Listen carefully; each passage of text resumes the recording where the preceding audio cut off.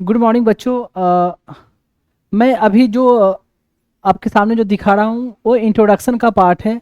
हालांकि जब ये वीडियो आपके पास जब अवेलेबल होगा तब तक मैं बता दूं कि मैंने पॉलिटी की जो पूरी सिलेबस है ऑलरेडी ख़त्म कर दिया है। मीन्स ऑफलाइन मैंने ऑलरेडी ख़त्म कर दिया है, पर ऑनलाइन जो आपको अवेलेबल हो रही है वो पूरी ख़त्म होने के बाद शॉर्ट शॉर्ट एक एक घंटे के वीडियो को फॉर्म में आपके पास अवेलेबल होगी। हालांकि जब क्लास ली गई है तो क्लास लॉन्ग, लगभग एक क्लास 3.5 आवर 4.5 आवर ऑलमोस्ट इतना चला है।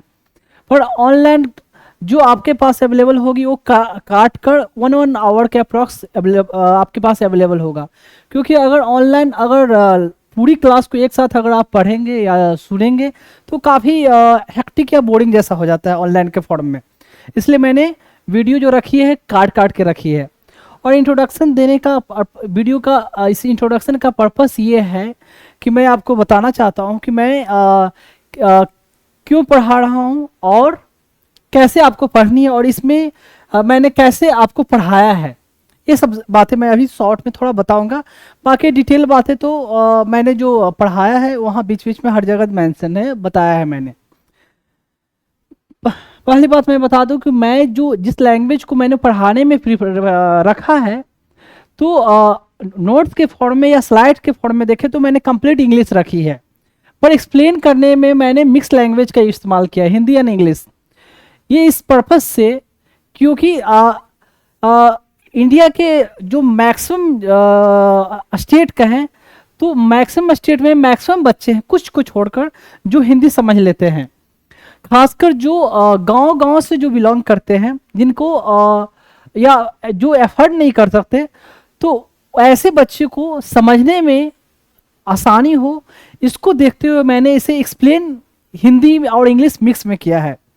हालांकि मैं बता दूं कि मैंने जो पढ़ाई की है मैंने इंग्लिश में ही पढ़ी है। मेरे लिए भी हिंदी में एक्सप्लेन करना बहुत सारे बातों को डिफ़िकल्ट हुई है। तो कोई नहीं, फिर भी मैंने जितना हो सका है अच्छे तरीके से डिटेल तरीके से मैंने एक्सप्लेन करने की कोशिश की है। एक तो ये कि वो मैंने इस लैंग्वेज को प्रीफर किया, ठीक है। दूसरी बात मैं बता दूं कि जो मैंने चैप्टर जो पढ़ाया है तो आपको जैसे बुक में जो चैप्टर दी होती है कि एक चैप्टर नाम है उस चैप्टर के बारे में, ठीक है, पर ये पॉलिटी जो है समझने के हिसाब से देखा जाए तो ऐसे पढ़ाया नहीं जा सकता। ऐसे पढ़ाया नहीं जा सकता। मैं अपना एक्सपीरियंस भी बता रहा हूँ उस आधार पर, और जैसे जैसे डिफरेंट डिफरेंट इंस्टीट्यूट में पढ़ाई जाती है उसके आधार पर। क्योंकि मैं आपको बता दूं कि मैं बड़े बड़े इंस्टीट्यूट या ऑर्गेनाइजेशन गवर्नमेंट हो या प्राइवेट में हर जगह से बिलोंग कर चुका हूँ, तो मुझे पता है कैसे कहाँ क्या होती है। तो अगर मैंने एक चैप्टर को पढ़ाया है ना तो नोट्स के फॉर्म में बता दूं या जो स्लाइड के फॉर्म में जो मेंशन है आपको, वो एक चैप्टर के लिए पूरी मैंने नोट्स के फॉर्म में मेंशन किया है। पर एक चैप्टर को पढ़ाते वक्त मैंने डिफरेंट कई चैप्टरों को कवर किया है। जैसे उसमें कोई नाम भी आया, कोई डिटेल कुछ के बारे में आया, तो उसको मैंने डिटेल उसी समय मैंने खत्म कर दिया है। तो ऐसा नहीं है कि आप जब एक चैप्टर को मैं पढ़ा रहा हूं तो इस चैप्टर पर फोकस करोगे, क्योंकि अगर मैं सारे चैप्टर को या डिफरेंट सब्जेक्ट को भी बोलूं, अगर उनको लिंक करके ना पढ़ाऊं तो फिर एक टीचर को पढ़ाने का कोई मतलब ही नहीं बनता। बुक में तो सेम चीज वैसे मेंशन है तो कोई भी पढ़ ले, तो टीचर की क्यों जरूरत है? टीचर की जरूरत है कि आप अच्छे तरीके से समझ सके, और अच्छे तरीके से आप तभी समझ सकोगे जब मैं सारे को आपको लिंक करके पढ़ाऊंगा, ठीक है। तो आप इसका इंतजार आप नहीं करोगे कि वो चैप्टर जब आएगा तो ही मैं पढ़ूंगा। मैं क्लियरली बता दूं, मैंने अगर मेरा आप 1 घंटे का वीडियो अगर आप सुनते हो तो उसको आपको कवर करने के लिए 4 to 5 आवर आपको पढ़ना पड़ सकता है। जैसे कि एक चैप्टर सिंपल नाम मैं देता हूं, सपोज मैं पढ़ा रहा हूं हिस्टोरिकल बैकग्राउंड इंडियन पॉलिटी की पहली चैप्टर है, उसे पढ़ा रहा हूं। तो उसे पढ़ाने में हिस्ट्री के बहुत सारे चैप्टरों की बात आती है, तो मैं वहां उसको जाकर मैंने कवर किया है।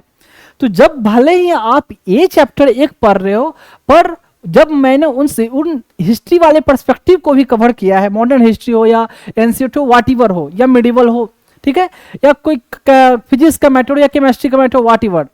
तो जब मैंने वर्बली कवर किया है ना, तो आपकी ये रिस्पॉन्सिबिलिटी बनती है कि आप बुक में उस चैप्टर के बारे में जाओ, जो मैंने पढ़ाया वहां से आप पढ़ो। अब जब भी जाके पढ़ोगे तो जितनी बातें मैंने पढ़ाई, अगर उसको ध्यान से पढ़ा, अगर रिटेन रखा, तो आप उस चैप्टर को इजीली वे में आप समझ सकते हो, समझने में कोई डिफिकल्टी नहीं होगी। हालांकि मैंने कोशिश की है डेप्थ में जाने की, पर कभी कभी ये भी हो सकता है कि मैं हर एक पॉइंट को वर्बली कवर ना कर पाऊं दूसरे चैप्टर से रिलेटेड। जैसे जिस चैप्टर को मैंने नोट्स के फॉर्म में कवर किया है, उसे डिटेल तो मैं गया ही गया, इतना डिटेल मैं जा चुका हूं कि उतना डिफरेंट बुक्स में भी आपको नहीं मिलेगी, उस चैप्टर पर्सपेक्टिव से बोलूं। पर जिसको मैंने वर्बली कवर किया है ना, तो उसको माइट भी मैंने पूरी जितनी बुक है उससे बियॉन्ड नहीं गया, ठीक है, पर आपको बुक में जाकर पढ़नी है और आपको समझकर उसको याद करना है, ठीक है। तो ऐसे, तो इसलिए मैंने बोला ना कि आप अगर सर्च कर देखोगे ना, तो सर्च करके कुछ चैप्टर का नाम ही आएगा, पर ऐसा लगेगा कि एक चैप्टर को रहते हुए बड़े में जब आप सुनोगे ना अगर, तो लगेगा कि बहुत सारे चैप्टर खत्म हुई है, ठीक है। तो इसलिए मैंने ये बता दिया कि आपको उतनी मेहनत करनी है साथ में। और इस एग्जाम को, जो एग्जाम के लिए मैं पढ़ा रहा हूँ सिविल सर्विसेज के लिए, तो इस एग्जाम को क्वालिफाई करने के लिए कोई शॉर्ट फंडा नहीं होता या कोई क्रैश कोर्स नहीं होता है कि कोई किसी को 1 मंथ का कोर्स करा दे और you will be able to qualify. Nothing happens like that, I am telling you clearly, मैं आपको क्लियरली बता दूं। इस एग्जाम की छोड़ दो, यहां तक कि कोई ग्रुप डी के एग्जाम के लिए भी बात कर दूं ना, तो उस एग्जाम को क्वालिफाई करने के लिए किसी को 1 महीने का क्रैश कोर्स करवा दिया जाए और वो क्वालिफाई हो जाए, ऐसा नहीं होता है। अगर कोई ऐसा करते हैं तो आप खुद समझ लो ऐसा नहीं हो सकता। जब तक आप पहले से डेप्थ में नहीं गए हो, पढ़े नहीं हो, तब तक क्वालिफाई नहीं कर सकते। जब मैंने यहां पढ़ाया है तो मैंने प्रीलिम्स, मेंस, इंटरव्यू, ठीक है, प्रीलिम्स, मेंस, इंटरव्यू तीनों को पर्सपेक्टिव को देखते हुए मैंने कवर किया है कि प्रीलिम्स को ऐसा नहीं कि जब पढ़ाई जाती है तो प्रीलिम्स के लिए अभी पढ़ेंगे, मेंस के लिए बाद में पढ़ेंगे और वो क्वालिफाई होने के बाद इंटरव्यू की तैयारी करेंगे। बिल्कुल नहीं, ऐसा नहीं होता है। तो बीच बीच में हर चीज को मैंने डिस्कस किया है, जो मेरा भी एक्सपीरियंस रहा है, एक तो ये सब चीज, तो सारी चीज को मैंने कवर की है। अब खुद पढ़ोगे, जब सुनोगे, देखोगे, तो आपको खुद ये पता चल जाएगा। देख, तो ये कोई, क्योंकि कुछ बच्चे ऐसे बोलेंगे कि मैं किसी चैप्टर को बहुत डिटेल में गया, बहुत डेप्थ में गया, तो क्यों डेप्थ में गया, मैं सब चीज दिखाऊंगा कि एग्जाम में कैसे कैसे क्वेश्चन पूछे गए हैं, कैसे लिखना है। जब ध्यान से वाकई में सुनोगे, क्वेश्चन देखोगे मतलब मैं सब दिखाऊंगा सामने, तो आपको लगेगा कि इतना भले ही डेप्थ में पढ़ाया है, पर ये इतना डेप्थ, ये भी फिर भी ऐसा नहीं कि बहुत डेप्थ है, इतना हमें जानना है। क्योंकि जिस एग्जाम के लिए पढ़ रहे हो ना, ऑफिसर के लिए, क्लास ए ऑफिसर, IAS, IPS, IFS और व्हाटएवर जितने सारे सर्विसेज उस एग्जाम के लिए पढ़ रहे हो, तो उस एग्जाम के लिए बच्चों के पास उतनी कैलिबर होनी चाहिए, क्योंकि उस ढंग से वहां आपको परफॉर्म करनी है, वहां काम करनी है। इसलिए मैं आपको बता दे रहा हूँ कि ऐसे आप कितने बच्चे सोचे हैं कि बहुत डिटेल टफ है, ये है, ये बकवास पढ़ा रहे, इतना जाने की जरूरत ही नहीं है। तो ऐसा अगर सोचोगे तो ऐसे क्वालिफाई होने से रहा नहीं हो सकते। जो फैक्ट है, जो फैक्ट बात है। अब कितना घंटा पढ़ना है, ये सब वो बीच बीच में मैं डिस्कस करूंगा।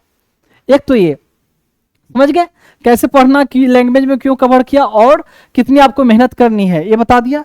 मैं दूसरी बात मैं बता दूं कि मैं जो ये पढ़ा रहा हूं उसका पर्पस क्या है। उसका पर्पस मेरा क्या है कि बेसिकली ये पढ़ाना, एक तो बच्चों को मतलब जो गरीब बच्चे भी है वो भी समझ सके, एक तो ये, ठीक। दूसरी बात, इसको पढ़ाने का मेरा एक और पर्पस क्या है कि मुझे एक तरह से मैं बता दूं कि फंड रेज करना। उन बच्चों के लिए मैं फंड रेज करना चाहता हूं जो बच्चे ऑर्फेन या अनाथ है, जिनके कोई नहीं है दुनिया में, माँ बाप कोई नहीं है, ठीक है। तो उन बच्चों के लिए मैं फंड रेज कर रहा हूं। और दैट्स मैं पर्सनली बता दूं कि मेरा ये जो ड्रीम है, गोल है, लक्ष्य है, व्हाटएवर बोले आपको, कि इंडिया के हर स्टेट से मिनिमम मैं एक बच्चे को मैं अडॉप्ट करूं, मिनिमम एक, हर इंडिया के हर एक स्टेट से। तो उसे, उन बच्चों को नर्चर करने के लिए, नरिश करने के लिए, परवरिश करने के लिए मुझे सफिशिएंट अमाउंट की जरूरत है। तो उसके लिए एक तो ये पढ़ा रहा हूं ताकि मैं फंड रेज कर सकूं बच्चों के लिए, ठीक है। एक चीज मैं बता दूं कि जो मैं पढ़ाऊंगा तो मैंने जिस टाइप की जो आपको क्वालिटी दी है, आपको ये देने की कोशिश की है, तो आपको अगर किसी इंस्टीट्यूट में आपने पढ़ा होगा या जिन्होंने भी पढ़ा होगा, आप कंपेयर कर लेंगे, मैंने मैक्सिमम से मैक्सिमम बेस्ट से बेस्ट देने की कोशिश की है। ठीक है, तो ऐसा नहीं है कि मैं ही बेस्ट हूँ, बेस्ट तो कोई भी हो सकते हैं, पर डिफरेंट डिफरेंट इंस्टीट्यूट में भी अच्छे तरीके से पढ़ाई जाती है, पर उनका टाइम कंस्ट्रेंट, मतलब टाइम की कमी हो जाती है कि वो 2.5 घंटे या 3.5 घंटे का होता है एक क्लास, मतलब पर डे का क्लास। तो 9 महीने 10 महीने 11 महीने में सिलेबस खत्म करते हैं, तो कैसे खत्म कर पाएंगे? मैं भी रह चुका हूँ वहां से, तो मुझे पता है, पर मेरे पास ऐसा कोई रिस्ट्रिक्शन है नहीं, तो मैंने पूरी डिटेल में पढ़ाई है। तो मैं बता रहा था उन बच्चों को, फंड बच्चों के लिए देखिए, आप कितने लोगों ने मुझे बोला कि आप कितना भी अच्छा पढ़ा लो, आप फंड रेज नहीं कर सकते ऑनलाइन के जरिए। ट्रू, चलो कोई मान लिया भी जाए, पर जिनको ये खुद रियलाइज होगा वो खुद देंगे, कोई कंपलसरी नहीं है। और कि कोई ऐसा मेरे पढ़ाने में ऐसा नहीं है कि जब तक आप लिंक को पेमेंट नहीं करोगे आप आगे देख नहीं सकते। आराम से सबके लिए ओपन है, सब लोग देख सकते हैं, उसमें कोई रिस्ट्रिक्शन नहीं है। तो देने की जब इच्छा हुई, जो मैं काम कर रहा हूँ, मैंने भी कभी नहीं सोचा था कि I will be able to do this thing, या मुझे ये काम करूंगा। जैसे आम लोगों की तरह सबकी होती है कि एक अफसर बनकर बढ़िया से एक अच्छी तरीके से लाइफ गुजारनी है। मैंने भी लगभग जब आप लोग की उम्र में था तो ऐसे ही सोचा था, पर कब लाइफ में क्या चेंज हो जाती है पता नहीं होता, और कब हो जाता है। तो ऐसे जिनको खुद लगेगा अगर ईश्वर ने, खुदा ने, अल्लाह ने, वाहिगुरु ने और जीसस ने जब मुझे ये अपने आप में मन में ये करने के लिए लाया भावना, तो सामने वाले के मन में खुद आ जाएगी। ठीक है, तो ये है। एक बात और बता दूं, जो चैनल हो गई या यूट्यूब की चैनल, फेसबुक, ट्विटर, इंस्टाग्राम, उसके बारे में डिटेल, वो मैं चैप्टर जब खत्म होगा, चैप्टर खत्म मतलब इस टॉपिक को या हर क्लास के खत्म होने के बाद मैं उसको दिखा दूंगा। और अभी जो वीडियो अब अवेलेबल होगी इंट्रोडक्शन वाली, लगभग ऑलमोस्ट हर क्लास में मुझे ये डालना पड़ेगा, फिर बाद में ऐसा होगा कि मैं नहीं डालूंगा। ठीक है, तो एक तो ये जो भी पेमेंट का ऑप्शन है वो स्क्रीन पर ये यूपीआई आईडी या जो भी आपका हो बार कोड, वो आपको दिख जाएगा। आप जो भी पेमेंट करो, आप एज ए फी पेमेंट करो, भले आपकी मन है या ना माने, नहीं मन है तो मत करो, ये आपकी विश है। ठीक है, लेकिन मैं आपको बता दूं, आप जो भी पेमेंट करें तो मुझे एज ए गुरु मानकर भले ना करे, या फी मानकर ना करे, या करें आपको या फिर भी ना करे, तो ये मान कर करे कि आप एहसान कर रहे हो मुझ पर, आप मान सकते हो, मुझे कोई प्रॉब्लम नहीं है। मीन्स आप ये मान सकते हो कि आपने पेमेंट कर कर विकास कुमार पर एहसान किया, पर मैं आपसे ये रिक्वेस्ट करूंगा, तो उन बच्चों पर ये मानकर आप मत पेमेंट करना कि उन बच्चों पर एहसान कर रहे हो। क्यों मैं आपसे ये बोल रहा हूँ? क्योंकि मैं जो काम कर रहा हूँ ना, मैं एक्सेप्ट ये नहीं करता हूँ कि मैं जो कर रहा हूँ उन बच्चों पर एहसान कर रहा हूँ, बिल्कुल नहीं। हमें ईश्वर ने दिया, खुदा ने, भगवान ने, जीसस ने, वाहिगुरु ने हमें इतनी ब्रेन दी, तो इसलिए मैं ये कर पा रहा हूं। अगर वो नहीं दे पाते तो मैं नहीं कर पाता। ठीक है, तो जो भी दिया हुआ उनका है, इसलिए मैं कर पा रहा हूं। तो इसलिए वो बच्चे बेचारे ऑलरेडी बहुत एहसान में जब रह चुके हैं। एक बच्चे को बिना माँ बाप का पलना बड़ा होना कितना डिफिकल्ट होता है, खुद सोच कर देखो। जब एक बच्चे की माँ चली जाए या 1-2 दिन के लिए, तो कितना बच्चा रोता है, तो उन बच्चों की हालत क्या रही होगी। तो इसलिए आप मुझ पर एहसान मान सकते हो, मानना कोई प्रॉब्लम नहीं है। आई विल एक्सेप्ट डेट, आपने मुझे जो भी दिया, फी दिया, इवन 1 रुपया भी आप देते हो मुझे, तो मैं मानूंगा कि आपने एहसान किया। पर ये मत मानना कि आपने बच्चों पर एहसान किया, क्योंकि वो बच्चे ऑलरेडी एहसान में दबे हुए हैं। एक चीज और, जो भी आप पेमेंट करेंगे वो मैं बाद में दिखाऊंगा, तो उसमें मैं आपसे गुजारिश करूंगा कि आप अपना नाम मेंशन कर देंगे और अपना प्लेस जहां से आप बिलोंग करते हो, and your number if your wish, अगर आपकी विश है तो अपना नंबर उसमें भी मैसेज के साथ डाल सकते हो। नहीं डालना चाहते तो एटलीस्ट नाम एंड प्लेस जहां से आप बिलोंग करते हो। ठीक है, तो ये मेरा पर्पस मैंने बताया, और पर्पस, दोनों पर्पस सारे लोगों के बेनिफिट के लिए। एक चीज और, जो मैंने पढ़ाया है तो सिर्फ ऑफिसर बनने के हिसाब से नहीं पढ़ाया, सिर्फ इसमें मैंने बीच बीच में हर चीज, मैंने लाइफ के हर पर्सपेक्टिव को कवर किया है, कि सिर्फ ऑफिसर बनना नहीं, एक अच्छा इंसान बनना मैंने अपने बच्चों को सिखाया, जो आप लोगों को मैं सिखाया है इस अपने क्लास के जरिए। तो कहते हैं डिफरेंस होता है विद्वान, गुणवान एंड बुद्धिमान। तो किताबें पढ़ के आप विद्वान बन सकते हो, ठीक है, पर गुण के लिए सिर्फ किताबों से गुण नहीं आता, पर कितने लोग ऐसे हैं जिनको विद्या नहीं है पर गुण है, जिसको ज्ञान कह सकते हैं, ठीक है। और बुद्धिमान तो दैट्स अ डिफरेंट पर्सपेक्टिव होता है, चालाक होना। तो मेरा पर्पस है कि मैं अपने बच्चों को विद्वान के साथ साथ बुद्धिमान और जो ज्ञानवान बोलते हैं वो बनाऊं, ठीक है। ज्ञानवान और क्या बोला, बुद्धिमान की बात नहीं करूंगा, एक तो विद्वान की बात कर रहा हूं, ज्ञानवान और गुणवान की बात कर रहा हूं, ठीक है। तो वो सब क्या चीजें होती है डिटेल वहां डिस्कस होगा। तो अभी तक मैंने बताया क्या क्या, ये इंट्रोडक्शन का पार्ट है, बाकी अब धीरे धीरे अब चलते हैं टॉपिक पे, ठीक है। अब हुआ यूनिवर्सल एडल्ट फ्रेंचाइज, अभी हुआ खत्म, ठीक है। अब चलते हैं सिंगल सिटीजनशिप, एकल नागरिकता। तो सिंगल सिटीजनशिप देखें, इंडिया में सिर्फ एक ही सिटीजनशिप, मतलब आप किसी स्टेट का हो या कोई भी स्टेट का हो, सबको एक ही सिटीजनशिप मिलेगी। और तो ये सिंगल सिटीजन में क्या कहीं डबल सिटीजनशिप भी होता है क्या? हाँ होता है, इसलिए मैं ये बता रहा हूँ। तो पहले देख लेते हैं क्या है, देखें।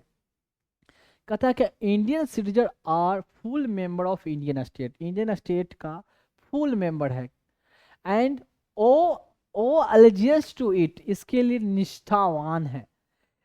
निष्ठावान है कहने का मतलब एक तो इंडियन स्टेट का है जो फुल मेंबर है, नागरिकता पूरी है, सदस्यता है, इसके लिए निष्ठावान है। मतलब निष्ठा किसके लिए है? अपने मतलब स्टेट, मतलब इंडियन स्टेट, मतलब कहने का मतलब इंडिया भारत की बात हो रही है, चर्चा इंडियन स्टेट कहने का मतलब, न कि स्टेट मतलब UP MP Bihar MP Kerala Karnataka ये सब। देश के लिए निष्ठावान है, मतलब देश के निष्ठावान मतलब देश के संविधान के लिए निष्ठा है, तिरंगे के लिए निष्ठा है, राष्ट्रगान के लिए निष्ठा है, या तो इस धरती के लिए निष्ठावान है। तो इसकी यूनिटी मतलब एकता अखंडता को बरकरार रखने के लिए इनकी निष्ठा है, इनको ये प्यार है, that's called allegiance to it, इसके लिए निष्ठावान है, ये हुआ। And enjoy all civil and political right, सारे सिविल मतलब नागरिक अधिकार, और पॉलिटिकल राइट कहने का मतलब सिविल राइट। सिविल में आ जाएगा आपका सोशल इकोनॉमिक राइट, ये सब जो हो गए, जो आपको डीपीएसपी में बहुत सारा बताया। इकोनॉमिक्स से मतलब पैसे से, जीविका से रिलेटेड, सोसाइटी में कोई अच्छा स्थान, सोसाइटी में एक रिस्पेक्टेड स्थान मिलना। तो ये हुआ आपका सोशल राइट। पॉलिटिकल मैंने इकोनॉमिक राइट सोशल राइट पहले भी डिस्कस किया है। तो इकोनॉमिक्स से धन संपत्ति इतना जान लें, सोसाइटी में आपका स्टेटस, पहचान, आइडेंटिटी वो है सोशल राइट। पॉलिटिकल राइट मतलब इलेक्शन लड़ने का, वोट देने का, आप कह सकते हो कि आप पॉलिटिकल ऑफिस को भी आप ऑक्युपाई कर सकते हो, प्रेसिडेंट बनने का हर कोई का अधिकार है जो इंडियन सिटीजन है। फिर आप कोई यूनियन, एसोसिएशन, पॉलिटिकल ऑर्गेनाइजेशन ये सब बना सकते हो, तो ये पॉलिटिकल राइट, ठीक है। तो ये सब आपको राइट मिलेगी यहाँ के सिटीजन हो तो। अब ये कह Indian constitution is federal, federal जानते हैं, बताया पहले यूनाइटरी, फेडरल क्या होता है। और फेडरल मतलब संघीय है, स्टेट को कुछ पावर, सेंटर को अपना पावर। बाकी फेडरल का पूरा क्या मतलब होता है मैंने पहले बताया था, power distribution of power, separation of executive and judiciary, और सिंगल कॉन्स्टिट्यूशन, फिर उसके अलावा इंटीग्रेटेड जुडिशियरी, ऐसे ऐसे फेडरल का पावर। फेडरल का कहने का मतलब है कि पावर डिस्ट्रीब्यूट, कुछ स्टेट को अपना पावर, सेंटर को अपना पावर, अपने अपने पावर में, अपने अपने दायरे में अपना अपना कानून बना सकता है, ये हुआ फेडरल का मतलब, इतना जाने। And having dual polity, dual polity मतलब कहने का मतलब एक तो सेंट्रल लेवल पर पॉलिटी है, पॉलिटी कहने मतलब सेंट्रल लेवल पर पार्लियामेंट, लेजिस्लेचर जो भी है वहाँ, स्टेट को भी अपना वहाँ अपना इलेक्शन का ये सिस्टम है, वहाँ एमएलए बनने का उनका असेंबली, ऐसे है, ड्यूल पॉलिटी है। And it's provides for only a single citizenship, that is एक ही सिटीजनशिप मिलती है, इंडियन सिटीजनशिप। इसमें ऐसा क्यों कि यूएसए में क्या होता है ना, यूएसए में आप यूनाइटेड स्टेट का सिटीजनशिप है, पर वहाँ रेस्पेक्टिव जो अपना अपना जो आप कह सकते हो कि स्टेट जो है, उनके भी अपने अपने 50 ऐसे स्टेट हैं उनका, तो उनके आपको वहाँ अमेरिका का भी सिटीजनशिप मिलेगा, और जिस जिस स्टेट से आप बिलोंग करते हो उस स्टेट से, पेंसिल्वेनिया हो गया, कैलिफोर्निया हो गया, ऐसे तो उस स्टेट का भी आपको, नॉर्थ कैरोलिना हो गया, तो उस स्टेट का भी आपको सिटीजनशिप मिलेगा। इंडिया में आपको ऐसा नहीं है कि आपको केरला का सिटीजनशिप एक रहेगा और दूसरा भारत का सिटीजनशिप, इंडिया का सिटीजनशिप रहेगा, ऐसा नहीं है। ये हुआ, ठीक है। अदर फेडरल स्टेट लाइक, जो अदर भी कोई भी फेडरल स्टेट है, जैसे यूएसए है, ऑस्ट्रेलिया है, इनके पास डबल सिटीजनशिप का कंसेप्ट है। एक तो अपना यूनियन के लेवल पर सिटीजनशिप देंगे और स्टेट के लेवल पर सिटीजनशिप देंगे, जो मैंने अभी बोला। 10 तो इसका मतलब हुआ कि अगर 2 सिटीजनशिप मिला तो स्टेट में डिस्क्रिमिनेट इन फेवर ऑफ, मतलब ऐसे देने से इसका क्या मतलब हो गया कि देखें, कुछ कानून ऐसा बना सकता है ना स्टेट लेवल पर कि हाँ, जिसके जिसके पास मान ले कि अगर कैलिफोर्निया का सिटीजनशिप हो, वो वही कैलिफोर्निया में कह सकते हो कैलिफोर्निया के एमएलए का इलेक्शन लड़ने के लिए उनको राइट रहेगा। कैलिफोर्निया में कोई पोस्ट निकला जॉब के लिए, उस तो वहाँ के जॉब के लिए वो एलिजिबल होंगे। वहाँ के एजुकेशनल इंस्टीट्यूशन कोई भी है तो वहाँ का सरकारी स्कूल में यहाँ का ही बच्चे जो यहाँ का सिटीजनशिप है वो पढ़ सकते हैं।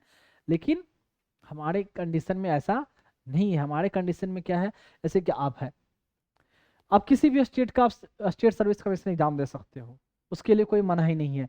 किसी भी स्टेट में कोई कंपटीशन निकलता हो, किसी भी कोई भी कंपटीशन निकलता हो तो आप एग्जाम दे सकते हो। लेकिन उसमें प्रोज एंड कॉन लगा देंगे कि हाँ भाई, उड़िया का लैंग्वेज आना चाहिए, तमिल आनी चाहिए, तेलुगु आनी चाहिए, वो लगा सकते हैं।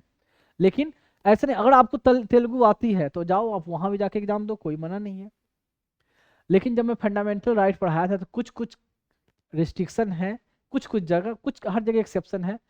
तो वो अलग बात है। कुछ कुछ आंध्रा और तेलंगाना के लिए कुछ अलग प्रोविजन 371D के अंदर स्पेशल प्रोविजन कुछ कुछ दिया हुआ है कि हाँ भाई, अपने ही कुछ रेसिडेंस एक लगा सकते हैं कि हाँ, जहाँ का जो रेसिडेंस होगा वही एलिजिबल होगा इस जॉब के लिए या इस एजुकेशनल इंस्टीट्यूशन में या इस मेडिकल कॉलेज में, अलग बात है, कुछ एक्सेप्शन है। लेकिन अदरवाइज देखा जाए और जगह तो ऐसा चीज़ नहीं है कि आप कहीं भी किसी भी स्टेट के लिए आप जाकर अपियर हो सकते हो, कहीं भी जाकर रह सकते हो। भी तो है ना कि कहीं भी जाके आप सेटल हो सकते हो, किसी भी कंट्री के इंडिया में कहीं भी जाके आप मूव कर सकते हो, आ सकते हो, जा सकते हो। कुछ एक्सेप्शन मैंने बताया था ट्रैवल एरिया के बारे में, वहाँ कुछ रिस्ट्रिक्शन है, जो भी डिटेल मैं फिर से नहीं बताऊंगा, ऑलरेडी मैं बता चुका हूँ। तो अगर ये हो गया सिंगल सिटीजन कहने का मतलब, एक फीलिंग होगा कि पूरा इंडिया हमारा ही है, हमारा मतलब अपना है। कि ऐसा नहीं कि सिर्फ हम इस बिहार का हैं तो बिहार से ही है, हम कहीं भी जा सकते हैं, कहीं भी रह सकते हैं, कहीं का एग्जाम दे सकते हैं, कहीं भी सेटल हो सकते हैं। तो एक फीलिंग आए, यूनिटी का फीलिंग आए, मतलब अपनापन का, एकता का फीलिंग आए, तो इसलिए मेंटेन किया, ये रखा गया सिंगल सिटीजनशिप का कंसेप्ट। तो हुआ 10 स्टेट में discriminate in favour of its citizen. ये लोग जो है जिनके पास ड्यूल सिटीजनशिप है, लाइक राइट टू वोट में, right to hold public office, right to practise profession and so on, ऐसे ऐसे जो मैंने अभी बताया उसका मतलब ये था। इसलिए इंडिया ने अवॉइड किया है डबल सिटीजनशिप का कॉन्सेप्ट। ठीक है, ये है। अब आगे चलते हैं। देखिए, ये इंडियन पासपोर्ट होता है। इंडियन पासपोर्ट का ऐसा, जो पासपोर्ट आप बनवाओगे तो ऐसा आपको आगे का ऐसा मिलेगा, जो आगे की जो फ्रंट पेज होती है ऐसा रहता है। तो सिर्फ पासपोर्ट को मैंने ऐसे रख दिया है, कुछ कोई खास इसका सिग्निफिकेंस नहीं है। अब देखिए, ये है जापान का, ये है सिंगापुर का। कहने का मतलब, ये देने का मतलब हुआ कि जापान और सिंगापुर जो का है, ये लोग भी, इनके यहाँ भी सिंगल सिटीजनशिप का कॉन्सेप्ट है, और कुछ खास यहाँ कहने का मतलब नहीं है। अब है कहाँ से हमने सिंगल सिटीजनशिप लिया, ये भी मैं बता दूंगा। देखिए, constitution of India like that of Canada has introduce the system of single citizenship. Canada को देखते हुए, मतलब ये तो मैंने बताया सिंगापुर और जापान, लेकिन जब उस समय कह रहे हैं कि कनाडा में जैसा सिंगल सिटीजनशिप का कंसेप्ट है, वहाँ सिंगल सिटीजनशिप होता है। तो like that of Canada has introduce, Canada के सिटीजनशिप को देखते हुए ऐसा ही the system of single citizenship, India में भी सिंगल सिटीजनशिप को कंसेप्ट को रखा गया है। एंड प्रोवाइडेड इन्फॉर्म राइट, सबको एक समान अधिकार होगा, कुछ एक्सेप्शन के साथ, फ्यू एक्सेप्शन मैंने बताया। For people of India and to promote the feeling of fraternity, भाईचारे की भावना हो, एंड यूनिटी की बात, यूनिटी की फीलिंग हो लोगों में, and build an integrated Indian nation, integrated अखंड भारत का निर्माण करें। तो इसके लिए हम एक भाईचारे की भावना को, भाई हम अलग नहीं, हम सब एक ही हैं, एक सिटीजनशिप, एक नागरिकता है, हम सब भाई भाई हैं, ये कहने का मतलब। अब देखिए, ये मैंने यहाँ ध्यान दें, ये बोला गया है क्या, लाइक कनाडा। मैंने बताया था जब कहाँ कहाँ से जो कॉन्स्टिट्यूशन में क्या क्या चीज लिया गया, तो उसके लिए एक चार्ट था। तो एक पेज मैंने डायरेक्ट बुक की मैं दिखा दी थी इस स्लाइड पे। तो उसमें था ना जो सिटीजनशिप का जो कॉन्सेप्ट हमने कहाँ से लिया है, सिंगल सिटीजनशिप, यूके से, इंग्लैंड से, कहो यूनाइटेड किंगडम से हमने सिंगल सिटीजनशिप का कॉन्सेप्ट लिया है। लेकिन क्या हुआ, खुद तो सिंगल सिटीजनशिप हमने उससे लिया, बाद में वो अपना सिंगल सिटीजनशिप का कॉन्सेप्ट हटाकर डबल सिटीजनशिप का उसने कॉन्सेप्ट ला दिया खुद अपने कंट्री के लिए। तो हमने शुरू में उसको देख कर कॉपी मारा कि ऐसा होना चाहिए, और बाद में खुद ही वो बदल गया, जो मैंने पहले ही बोला। और फिर बाद में जैसे कनाडा में सिंगल सिटीजनशिप चल रहा था, तो पहले तो हमने कॉन्स्टिट्यूशन में मेंशन कर लिया, बाद में क्या क्या वो प्रोविजन रखता है सिंगल सिटीजनशिप में, कहीं ना कहीं उसके पार्ट्स को हमने फिर अपने कंट्री अपने कॉन्स्टिट्यूशन में सही तरीके से और जोड़ा, कहने का मतलब जोड़ा या इन्फोर्स करवाया कह सकते हो, डिफरेंट डिफरेंट लॉ बनाकर, बाद में लॉ बना, नियम बना, कानून बना, ऐसे। तो ये कंपेयर किया जाता है कनाडा के, कि यूके के कॉन्स्टिट्यूशन से कंपेयर कर नहीं सकते, क्योंकि वो तो चेंज कर दिया अपना कॉन्स्टिट्यूशन सिंगल सिटीजनशिप वाली बात। तो कनाडा से कंपेयर किया जा रहा है। अब देखें क्यों उसने चेंज किया था, कब। यूके ने 1948 में, वो अपना कानून नाम जानने की जरूरत नहीं है, उसने सिंगल सिटीजनशिप जो थी वो जो कॉन्सेप्ट को चेंज करके डबल सिटीजनशिप में कर दिया। क्यों किया था, देखें उस समय का जब पीरियड था, इंडिया को उस जो उसके जो कह सकते हैं कि कॉलोनियल स्टेट थे जिस पर उसका कब्जा था, आप कह सकते हो इंडिया पर, इंडिया पाकिस्तान ये तो फ्री हुए, बहुत सारे उसके, कनाडा, उसके अलावा फिर और अदर जो जो भी जितने, ऑस्ट्रेलिया, अफ्रीका, कहीं ना कहीं बहुत सारे जो उसके कॉलोनी थे, ऑलमोस्ट ऑलमोस्ट लगभग सबको उसने फ्री किया, उसने फ्रीडम इंडिपेंडेंस दी। तो अब क्या हुआ कि इसके जो लोग जो हैं यूनाइटेड किंगडम के, जो जो जहाँ जहाँ कॉलोनी है वहाँ जो रह रहे थे, इंडिया में मान ली कि आप लोग कह सकते हो कि रह रहे थे, यूके वाले रह रहे थे, कोई और स्टेट में कंट्री में रह रहे थे, मतलब इंग्लैंड वाले, कहने का मतलब उनके बच्चे भी पैदा लिए। तो उस समय तो कहला रहा था कि भाई कि सिटीजनशिप कहाँ का है, वहाँ का है चाहे यूके का है, तो चलो बात बराबर है, क्योंकि कॉलोनी तो पूरा यूके का ही है ना भाई। अब ये सिंगल सिटीजनशिप ला दे कंसेप्ट, सिंगल सिटीजनशिप ही अब चले उनके पास, एक कॉलोनी से भी इनका रिलेशन ना रहे अब, ठीक है। तो ये कॉलोनी वाले जो यहाँ जो उनके लोग जो रह रहे थे, तो उनका सिटीजनशिप तो खत्म हो जाएगा। वो तो फिर यही होगा कि जो जो यूके में रह रहे हैं, फिर उनके एक उन्हीं के पास का सिटीजनशिप, मतलब उनको ही, वो ही माने जाएंगे यूके के सिटीजन, कहने का मतलब। दूसरा जहाँ कॉलोनी उनका है वहाँ, अगर वहाँ डबल सिटीजनशिप से उस कॉलोनी को, जैसे मान लो कि ऑस्ट्रेलिया में कोई उनका बंदा रह रहा, ऑस्ट्रेलिया को इंडिपेंडेंट कर दिया, चाहे कनाडा में रह रहा, कनाडा को इंडिपेंडेंट कर दिया, कनाडा को, कनाडा में कोई इंग्लैंड वाले रह रहे हैं, ठीक है। तो उस समय उसको फ्रीडम देने से पहले क्या था कि हमारे जो जो लोग हमारे यहाँ हैं, चाहे हमारे कॉलोनियल स्टेट में हैं, वो हमारे नागरिक हैं। अब कॉलोनियल स्टेट तो इंडिपेंडेंट हो गया, तो वहाँ के आदमी तो वहीं अभी रह रहे हैं, क्योंकि बहुत साल से रह रहे हैं, सब चीज़ घर वर बसा हुआ है। अब आप नियम बनाओ कि जो जो हमारे यूके में रह रहे हैं वही हमारे सिटीजन होंगे, ये बनाओगे अब नियम।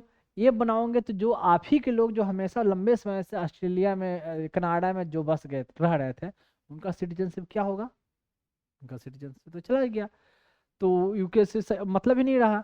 तो वो तो कहेगा कि हमने पूरी जिंदगी जो हमारे बाप दादा ने आपके लिए सर्विस किया, आप ही की सर्विस के लिए हम यहाँ रह गए, और हमारा तो सिटीजनशिप ही चला गया। तो और तो कहीं ना कहीं उन लोगों की भी सिटीजनशिप मेंटेन रहे, तो इसने डबल सिटीजनशिप का कॉन्सेप्ट यूके ने लाया। और और ये डिपेंड करता है कि कंसर्न जहाँ वो सेटल कनाडा में है।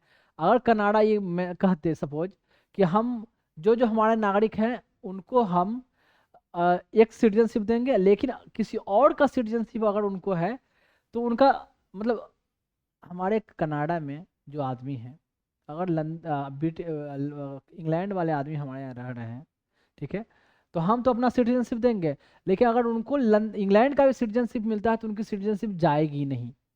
वो नियम ऐसे बना दे तो उनका सिटीजनशिप तो रह जाएगा, लेकिन अगर वो ये ऐसा नियम बना दे कि हम जो सिटीजनशिप देंगे वही सिटीजनशिप आपके पास रहेगा और किसी और कंट्री का सिटीजनशिप आपके पास नहीं रहेगा, तब तो कोई उपाय ही नहीं है। वो डबल सिटीजनशिप यूके दे दे या ट्रिपल सिटीजनशिप, लेकिन उस समय ऐसा उतना नहीं हुआ। कोई कंट्री उतनी अगेंस्ट टाइप से लॉ नहीं बनाया, क्यों? क्योंकि सब कॉमनवेल्थ को फुसला फिसला कर कॉमनवेल्थ का मेंबर रहा गया। कॉमनवेल्थ को कौन लीड कर रहा था? इंग्लैंड, मतलब यूके। तो उतने कॉन्ट्रेरी, उतने अगेंस्ट वाले, कंफ्लिक्ट वाले उन लोगों ने ऐसा लॉ नहीं बनाया। तो जो इंग्लैंड वाले जो पर्सन थे जो वहां भी रह रहे थे, उनको उस पार्टिकुलर कंट्री का भी सिटीजनशिप रहा, और अपना जो पेरेंट, जो उनका कंट्री है, मतलब कह सकते हो जो इंग्लैंड हुआ, यूके कहा, वहाँ का भी सिटीजनशिप रहा। इसलिए इंग्लैंड को डबल सिटीजनशिप पर चेंज होना पड़ा। समझ में आया ना? थोड़ा समझ में, मतलब एक्सप्लेन मैंने कर दिया डबल सिटीजनशिप क्यों, क्या क्यों हमारे बंदे की सिटीजनशिप खत्म ना हो जाए, जो कहीं और बसे हुए हैं, हमारे पुराने कॉलोनी में बसे हुए हैं, उपनिवेश में बसे हुए हैं। क्योंकि अब उतने दिन से बस गए तो सब तो इंग्लैंड में नहीं आ सकते छोड़ के भाई। जैसे अभी तक अपने अपने इंडिया में तो एंग्लो इंडियन रह रहे थे ना। एंग्लो इंडियन किसको बोलते थे? जिसके पूर्वज कहीं न कहीं जिनका रिलेशन, जो इंग्लैंड का एंसेस्टर थे उनके, मतलब यूके में एंसेस्टर थे उनके, जो इंडिया में सेटल हो गए, वो रह रहे हैं। और तो उनके बच्चे एंग्लो इंडियन कहलाए, और एंग्लो इंडियन को 2020 तक, 2020 तक आपने देखा है कि उनको पार्लियामेंट में क्या है, 2 सीट रिजर्व थी उनके लिए। थी ना, एंग्लो इंडियन कम्युनिटी के लिए 2 सीट रिजर्व थी। तो ये कहने का मतलब, अब देखें, ये हुआ सिंगल सिटीजनशिप। अब सिटीजनशिप के लिए जो भी हो सिटीजनशिप, बहुत सारे, जब मैं पढ़ाऊंगा सिटीजनशिप तो उसमें किस बेसिस पर सिटीजनशिप बन हो, मतलब किसी को नागरिकता मिलती है, क्या बेसिस है, वो सब बाद में डिस्कस होगा। कॉन्स्टिट्यूशन के जो आर्टिकल है 5 4 के बाद 5 6 7 8 9 10 11 12 11 तक, तो उसमें प्रोविजन है कि जब इंडिया इंडिपेंडेंट हुआ तो कौन कौन से लोग सिटीजनशिप के लिए एलिजिबल थे, कौन नहीं एलिजिबल थे, और बाद में और कौन सिटीजन बन सकते हैं, ऐसा ऐसा उसमें ये प्रोविजन है। बाद में सिटीजनशिप एक्ट आया 1955, अमेंडमेंट होते गया, ऐसे ऐसे रिसेंट में भी अमेंडमेंट हुआ। तो किस बेसिस पर सिटीजनशिप मिल सकता है या कौन सिटीजनशिप के लिए एलिजिबल नहीं होगा, वो तो चर्चा बाद में होगी। अभी तक के लिए इतना ही। अब देखिए, इंडिपेंडेंट बॉडी, कुछ स्वतंत्र निकाय बोलते हैं इसको। इंडिपेंडेंट बॉडी मतलब इंडिया में कुछ इंडिपेंडेंट बॉडी है। आगे मैं चर्चा करूंगा तो यहाँ तो बॉडी बड़ी बॉडी ऐसे लगेगा, पहले देख लें। आर इनविसेज्ड बाय द कॉन्स्टिट्यूशन, संविधान के द्वारा ऐसे इंडिपेंडेंट बॉडी के लिए विचार किया गया, रखा गया, कह सकते हो। That's why called constitutional body, क्योंकि कॉन्स्टिट्यूशन में मेंशन है ऐसे इंडिपेंडेंट बॉडी का, तो ये कहलाएंगे क्या? Constitutional body. एंड क्या कहते हैं? envisaged by constitution as bulwark of democratic system of government of India, India government of India के डेमोक्रेटिक सिस्टम के लिए, या तो ये कह सकते हो कि एक कवच है, एक प्रोटेक्ट करने वाले हैं, या तो स्तंभ कह सकते हो वो है। मतलब एक तरह से डेमोक्रेटिक सिस्टम को मेंटेन करने के लिए, संभालने के लिए, चलाने के लिए ये कॉन्स्टिट्यूशनल बॉडी है। कैसे इसका सिग्निफिकेंस है आगे मैं बताऊंगा तो क्लियर हो जाएगा। कहते हैं कॉन्स्टिट्यूशन इंश्योर्स इंडिपेंडेंस, संविधान इंश्योर करता है, सुनिश्चित करता है कि ऐसे बॉडी को इंडिपेंडेंट रहे, स्वतंत्र रहे, मतलब इसमें बाहर, मतलब पॉलिटिकल इंटरफेरेंस ना रहे, किसी और का इंफ्लुएंस ना रहे, ये इंडिपेंडेंट होकर अपना काम कर सके, फ्री कर सके, फेयर तरीके से कर सके, मतलब। तो ऐसे के लिए, इंडिपेंडेंट के लिए क्या प्रोविजन दिया गया है कि ताकि इनके जो काम करने का जो तरीका है ये किसी और से इन्फ्लुएंशियल ना हो। तो देखिए, सिक्योरिटी ऑफ टेन्योर, तो जो इंडिपेंडेंट बॉडी, पहले मैं बता दूं कौन कौन से, जैसे ऐसे यहाँ मैं चर्चा करूंगा। इलेक्शन कमीशन, जिनका काम है इलेक्शन कंडक्ट करवाना। Union public service commission, UPSC, इसके लिए आप पढ़ाई कर रहे हो आप लोग। इस state public service commission, comptroller and auditor general, CAG बोला जाता है, जिसका काम है ऑडिट करना। तो ये कॉन्स्टिट्यूशनल बॉडी है जो इंडिपेंडेंट बॉडी है, तो उनके बारे में अभी चर्चा करूँगा। और तो कहते हैं कि इनके जो मेंबर हैं, जो सिक्योरिटी ऑफ टेन्योर, उनका जो टेन्योर है वो सिक्योर कर दिया गया है। तो कह दिया गया है कि हाँ इतने साल में आप रिटायर होंगे, उससे पहले उनको रिटायर नहीं करवाया जा सकता। उसका प्रोविजन किस बेसिस पर उनको हटाया जा सकता है वो है कुछ ऐसा मतलब स्ट्रॉन्ग चीज़ हो। अदरवाइज ऐसे रैंडमली ऐसा नहीं है कि भाई किसी को कभी भी हटा दे। गवर्नर वाला नहीं है पोस्ट की, गवर्नर को कैसे मैंने जिसकी सरकार बनी तो सारे स्टेट में सेंट्रल के लेवल पर जिसकी सरकार बनी डिफरेंट डिफरेंट स्टेट में उनका गवर्नर होगा।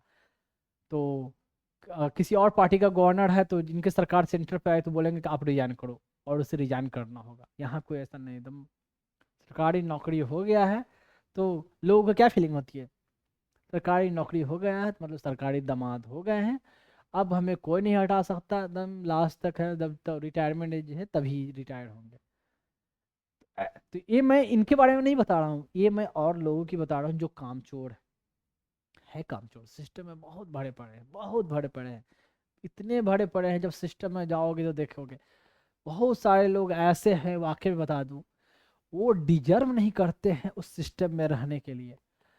या आप कह सकते हो कि जितनी सैलरी उनको मिलती है और जितना काम वो करते हैं या सिस्टम को अपना कंट्रीब्यूशन दे रहे हैं, उतना ही काम अगर वो बाहर जाकर सिस्टम से बाहर जाकर मतलब सरकारी ऑर्गेनाइजेशन से बाहर जाके करें और उतना ही मेहनत दिखाएं, उतना पैसा वो नहीं कमा पाएंगे। मैक्सिमम की बात कर रहा हूँ, ये बात को नोट कर लो, जाकर जाओगे तो देखोगे, मैंने तो देखा है कि जितनी सैलरी मिल रही है, कुछ भी सैलरी मिल रही हो, 40,000, 50,000, 60,000, 80,000, 90,000, 1 लाख, 1.5 लाख, 2.5 लाख, 3 लाख, 3.5 लाख, कुछ भी, जितना वो काम दे रहे हैं ना, अगर जाकर देखोगे बाहर, अगर वो बाहर उनको दे दो कि ठीक है आप बाहर ही काम करके इतना कमा लो, इतना ही देर काम करके और इतना ही मेहनत करके कमा के देख लें, बहुत कम ऐसे लोग होंगे जो वाकई में जितनी सैलरी मिल रही है उतना कंट्रीब्यूट कर रहे हैं।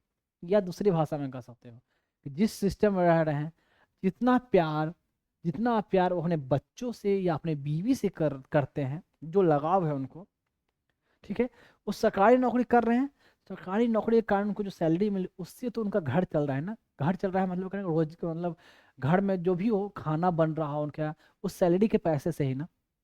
घर बनाया, बच्चों को पढ़ाया लिखाया, बच्चों की शादी की, अपना इलाज पे जो भी खर्च हुआ, कपड़े लत्ते, सब उस सैलरी उससे, उस नौकरी से ही, उस सिस्टम से ही कम वहां से ही मिला।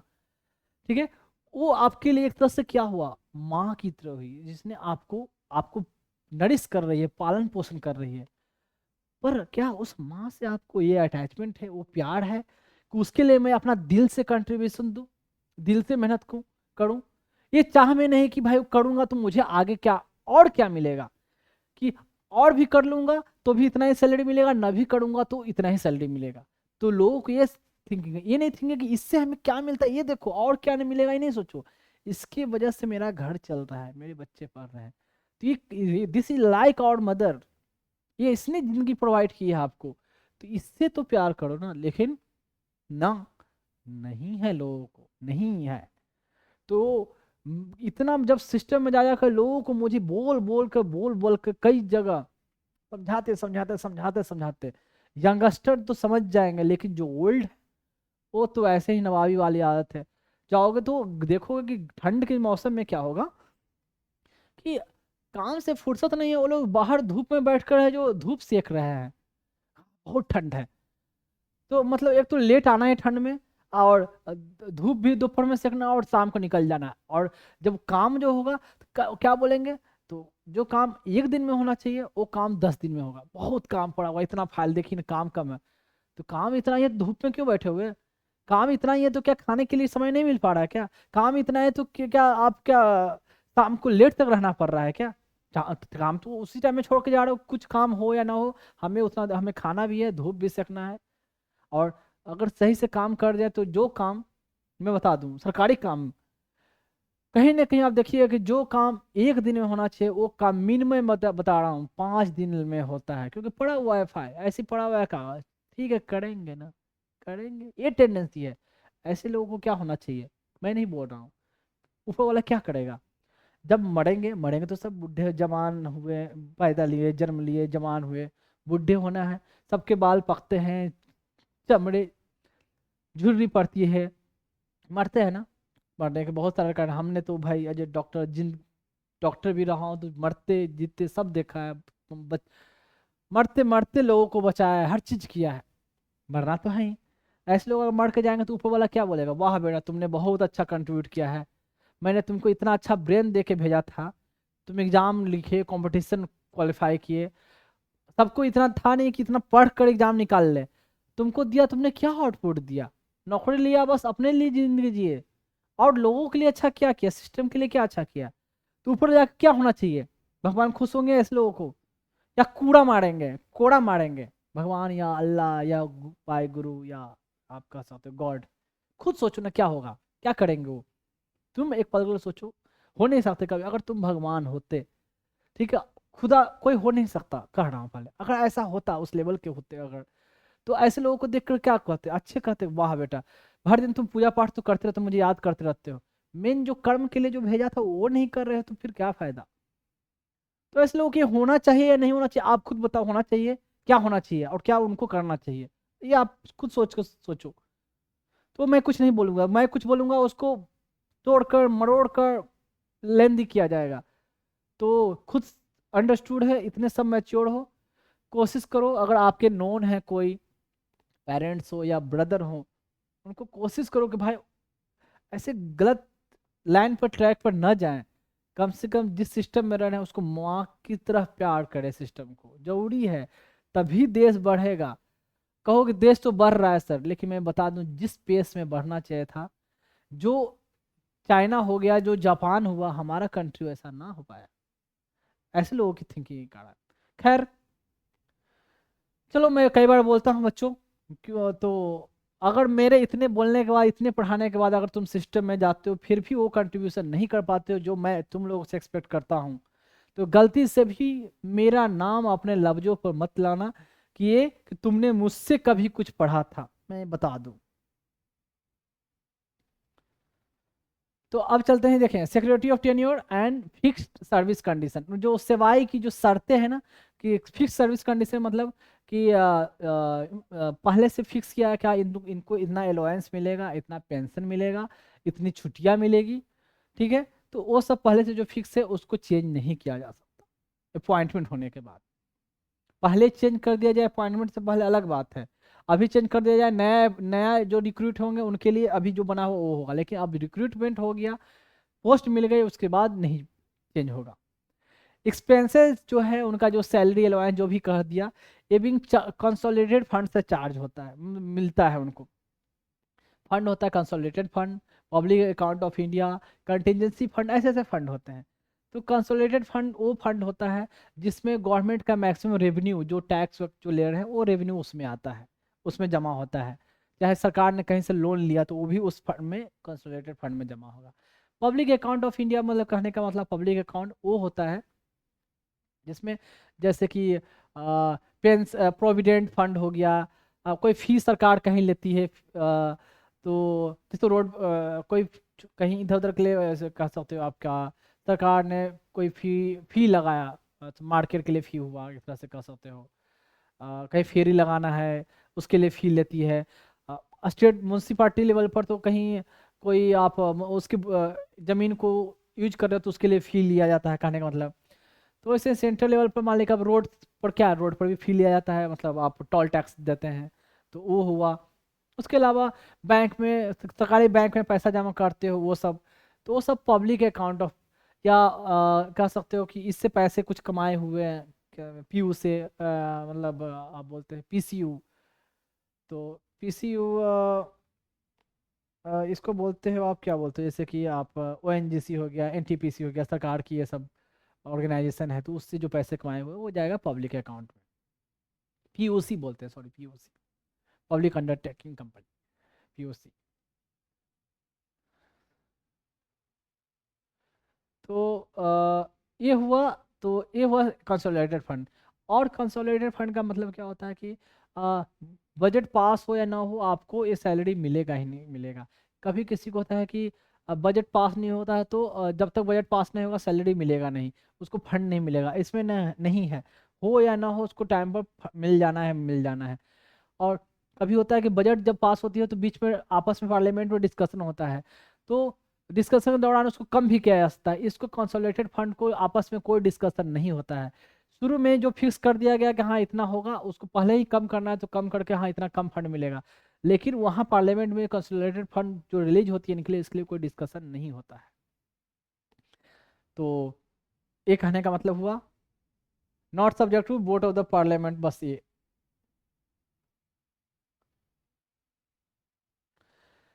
तो देखिए ये कहने का मतलब, देखिए नॉट सब्जेक्ट टू, यहाँ थोड़ा सा बता दूं, जैसे कि आपस में डिस्कस करके कम किया जाए, ज़्यादा किया जाए, तो उसके लिए जो वोटिंग हुआ ना वो वोटिंग नहीं होगा, और किया और अमाउंट कम कर दिया जाना चाहिए। पहले से जो फिक्स किया वो अमाउंट डिसाइड हुआ, वो अमाउंट दिया जाएगा, वो बजट एलोकेट किया जाएगा, वो फंड रिलीज किया जाएगा, ये कहने का मतलब हुआ। तो डिस्कस करके कम नहीं किया जा सकता है, उसको कम करेंगे, कम करने के लिए क्या होगा, वोटिंग करना पड़ेगा ना कि हाँ इतने मेंबर ने कम करने के लिए वोट किया, तो वो चीज़ नहीं होगा। हाँ आपस में किसी को कुछ राय मशवरा या कुछ बोलना हो कि इनको और बढ़ा देना चाहिए, ये होना चाहिए, तो हाँ भाई गवर्नमेंट जिसकी है वो अगले टाइम नेक्स्ट टाइम कंसिडर कर दे सकती है कि हाँ भाई यूपीएससी को और पैसा दिया जाए, और इलेक्शन कमीशन को और पैसा दिया जाए और फंड दिया जाए, तो ऐसे वो कंसिडर कर सकती है। आप देखें जो अब है, पहला है जो कॉन्स्टिट्यूशनल बॉडी की बात कर रहा हूँ, इंडिपेंडेंट बॉडी जो है इलेक्शन कमीशन, तो निर्वाचन आयोग। तो इसके लिए मैं देखें डिटेल में पढ़ाऊंगा कहाँ, जब इलेक्शन कमीशन चैप्टर पढ़ाऊंगा उस समय इलेक्शन भी पढ़ाऊंगा, डिटेल में पढ़ाऊंगा। अभी थोड़ा सा बता दूं, लेकिन साथ में जब तो नाम आया है तो कुछ तो और बता दूंगा। तो देख लेते हैं, ये इलेक्शन कमीशन के बारे में कहा जाता है कि इसके लिए जो आर्टिकल जो कॉन्स्टिट्यूशन में मेंशन है ना, वो है आर्टिकल 324 में मेंशन है। 324 में इलेक्शन ये है, तो आपका देखते हैं, आपका ये आएगा पार्ट ट्राइब्यूनल इलेक्शन पार्ट 15 में। अभी पार्ट 15 छोड़े, अभी जाने लास्ट में मैं पूरा कॉन्स्टिट्यूशन का एक चार्ट दूंगा, उसमें एक बता दूंगा देखो किस पार्ट में है 324 है, ये क्या कहता है।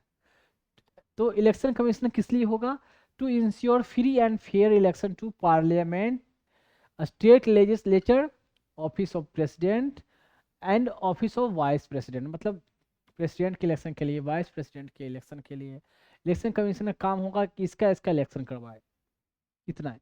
यहाँ इलेक्शन कमीशन का काम ये नहीं हुआ कि लोकल गवर्नमेंट का, म्यूनसिपालिटी या पंचायत का इलेक्शन कराने का काम इनका इलेक्शन कमीशन का नहीं है, ठीक है। फिर उसी तरह से लोकसभा के स्पीकर का जो इलेक्शन होगा वहाँ के मेंबर करेंगे, तो वो भी इलेक्शन कंडक्ट करवाना इलेक्शन कमीशन का नहीं है। वाइस प्रेसिडेंट को क्या बोलते हैं, चेयरमैन ऑफ राज्यसभा बोलते हैं, ठीक है। तो वाइस प्रेसिडेंट का इलेक्शन तो करवाएगी, लेकिन अब है डिप्टी चेयरमैन, डिप्टी स्पीकर, उसका इलेक्शन करवाना इलेक्शन कमीशन का काम नहीं है। इलेक्शन कैसे हो, फ्री तरीके से हो, फेयर हो, निष्पक्ष हो, स्वतंत्र तरीके से हो, तो वो काम है इलेक्शन कमीशन का। ये मेंशन है किसमें, आर्टिकल 324 में। अब थोड़ा इलेक्शन कमीशन के बारे में बता दूं, देखें इलेक्शन कमीशन तो 324 में है। अब इसके मेंबर जो होते हैं कितने होते हैं, अभी जो है 3 मेंबर हैं। पहले जो मैंने अभी उससे पहले बताया था कि पहले एक थे, जब वोटिंग एज को रिड्यूस कर दिया गया था तो 2 मेंबर को ऐड किया गया था। हालांकि 1-2 साल बाद ही है जो फिर 3 के बजाय फिर 1 कर दिया गया था कि एक ही मेंबर रहेंगे, फिर बाद में 2 कर दिया गया। तो अब हो गए 3 मेंबर अभी तक चले आ रहे हैं इलेक्शन कमीशन। अब है देखें इलेक्शन कमिश्नर जो होंगे, तो इनको थोड़ा हल्का फुल्का मैं बता दूं, थोड़ा फास्ट में बताऊंगा ताकि और भी मैं कवर कर सकूं। देखें 3 मेंबर होंगे, तो इनका जो कैसे इलेक्शन हो, कैसे चुना जाएगा। तो रिसेंटली 2023 में सुप्रीम कोर्ट ने एक जजमेंट दिया था कि इलेक्शन कमीशन को और इसकी क्वालिफिकेशन क्या होनी चाहिए, क्योंकि किसी को इलेक्शन कमिश्नर बना दिया जा रहा था, किसी को मतलब कोई भी गवर्नमेंट में खास सिविल सर्वेंट हो या आप कोई अदर सर्विसेज से बिलोंग करता हो, कहीं ना कहीं जिसको सर्विसेज का एक्सपीरियंस हो, उसको इलेक्शन कमिश्नर बना रहे थे। तो कोई ग्राउंड नहीं था क्या होना चाहिए, मतलब किस लेवल को या किस सीनियरिटी को देखकर ऐसे बनाया जाए, कितने सीनियर लोग बनेंगे या किस डिपार्टमेंट में जो जो काम कर चुका हो वो इसमें बनेंगे, ऐसा कुछ नहीं था। सुप्रीम कोर्ट ने जजमेंट दिया तो उसमें बोला कि कम से कम एक कमेटी होनी चाहिए जिसमें 3 मेंबर होना चाहिए, एक तो प्राइम मिनिस्टर हो, एक तो लीडर ऑफ अपोजिशन हो, एक हम चीफ जस्टिस हो। ये 3 लोग डिसाइड करेंगे कि हाँ भाई इलेक्शन कमिश्नर कौन बनेंगे।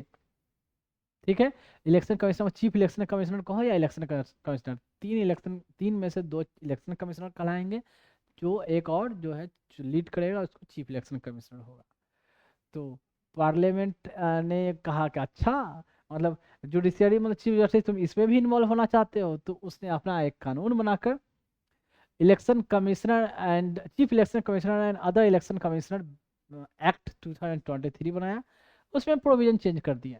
क्या है कि जो कमेटी बनेगी उसमें एक प्राइम मिनिस्टर होगा, एक एक यूनियन मिनिस्टर होगा एंड एक होगा लीडर ऑफ अपोजिशन। ऐसे चीफ जस्टिस को साइड, और ये डिसाइड करेंगे। और ये एक नाम इनको दिया जाएगा, लिस्ट दिया जाएगा। लिस्ट कौन तैयार करेगा? जो चीफ कैबिनेट सेक्रेटरी होगा वो एक लिस्ट तैयार करेगा। उस लिस्ट में से हम चाहे तो कोई नाम को चुन ले इसके लिए। लेकिन साथ में ये भी जोड़ा कि अगर कोई मेंबर अब्सेंट हो तो भी हम कोई नाम अगर चुनते हैं, अगर कोई मेंबर अब्सेंट होने के बावजूद भी एक कमेटी किसी का नाम अगर चुनती है तो उसको चीफ इलेक्शन उसके इलेक्शन कमिश्नर अपॉइंट किया जाएगा। ये कहा गया।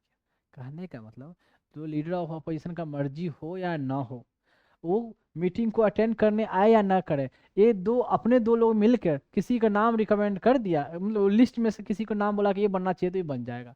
लिस्ट तैयार कौन करेगा? जो अपना ही आदमी है, जो चीफ आपका ये कैबिनेट सेक्रेटरी।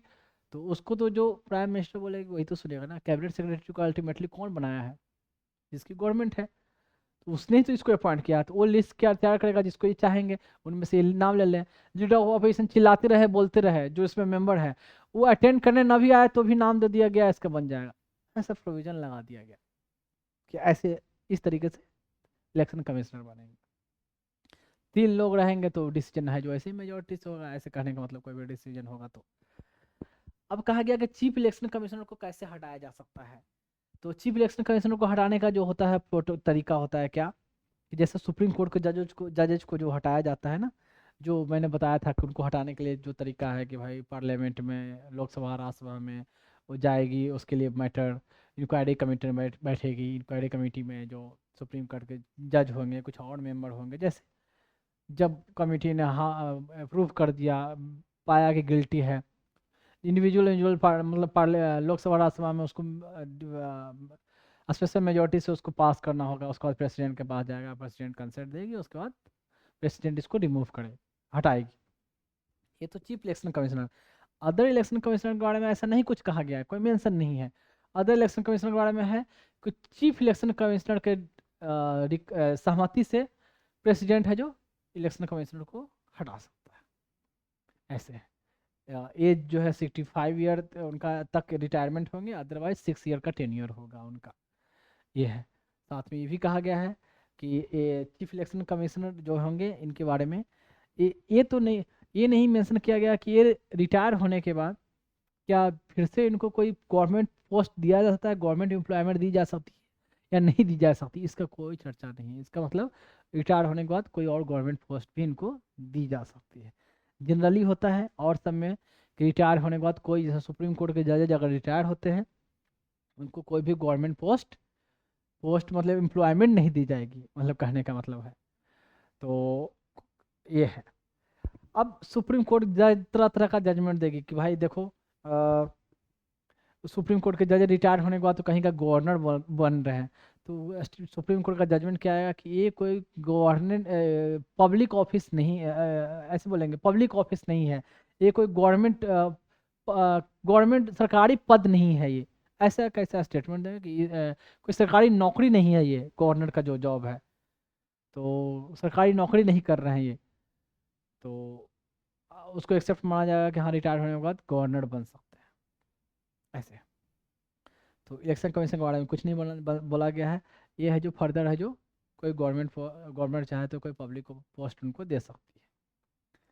तो ये हुआ इनका काम क्या है कि सारी जगह क्या इलेक्शन कमीशन का काम क्या होता है, एक तो इलेक्शन कंडक्ट करवाना लोकसभा ये सब चार का, फिर है साथ पॉलिटिकल जो पार्टी है ना उनको क्या है कि उनका सिंबल अलॉट करना, सिंबल क्या होगा, ठीक है। साथ में सिंबल देने के साथ साथ उनको रिकॉग्निशन रजिस्टर करना, पॉलिटिकल पार्टी को रजिस्टर करना होगा कि भाई मैंने ये मेरा पॉलिटिकल पार्टी है। अब रजिस्टर पॉलिटिकल पार्टी में से किसी को स्टेट पार्टी डिक्लेयर करना, किसी को नेशनल पार्टी डिक्लेयर करना, वो किस बेसिस पर होता है कि आपने इलेक्शन में कितना परसेंटेज वोट मिला है, कितने एमएलए आए हैं, कितने एमपी आए हैं, वो बाद में बताऊंगा। उस बेसिस पर स्टेट पार्टी या नेशनल पार्टी ऐसे डिक्लेयर किया जाता है। साथ में इलेक्टोरल रोल बनवाना, देखते हो डिफरेंट जगह इलेक्शन कंडक्ट करवाना, तो उसके लिए पूरा अरेंजमेंट करवाना, सिक्योरिटी का अरेंजमेंट करवाना, बूथ वूथ लोगों को उसके लिए आदमी एम्प्लॉय करना, आदमी चाहिए उनको, तो आदमी के लिए क्या करेंगे, स्टेट से सेंटर से मांगेंगे, इनके पास तो उतना आदमी नहीं है। ऐसे इलेक्शन का टाइम में क्या होता है कि सारे टीचर भी इलेक्शन ड्यूटी पर लगे हुए हैं। स्टेट में देखोगे मैक्सिमम गवर्नमेंट जॉब करने वाले उनको स्टेट ड्यूटी इलेक्शन ड्यूटी पर लगता है, इन लोगों को ही इलेक्शन ड्यूटी पर खड़वाना है उनको। दो एक पार्टी अगर टूट गई, लड़ाई हुआ, तो भाई ये इलेक्शन सिंबल किसको दिया जाएगा, तो वो डिसाइड कौन करता है, इलेक्शन कमीशन को ही डिसाइड करना है कि हाँ कौन मेन पार्टी ओरिजिनल पार्टी कहलाएगा, हाँ ये ओरिजिनल वही पार्टी है। तो उनके बीच में जो झगड़ा हुआ तो उसको सॉल्व करवाना, ऐसे ऐसे इलेक्शन कमीशन का काम। तो इतना तक हो गया उनके क्या मेंबर या वोटिंग करवाना, पॉलिटिकल पार्टी को रिकॉग्निशन, ये सब वो सब जो देना, सब मैंने बता दिया कम से कम इतना। और कुछ इसमें कुछ मेजर चीज़ छूटा इसमें? हम्म, देखें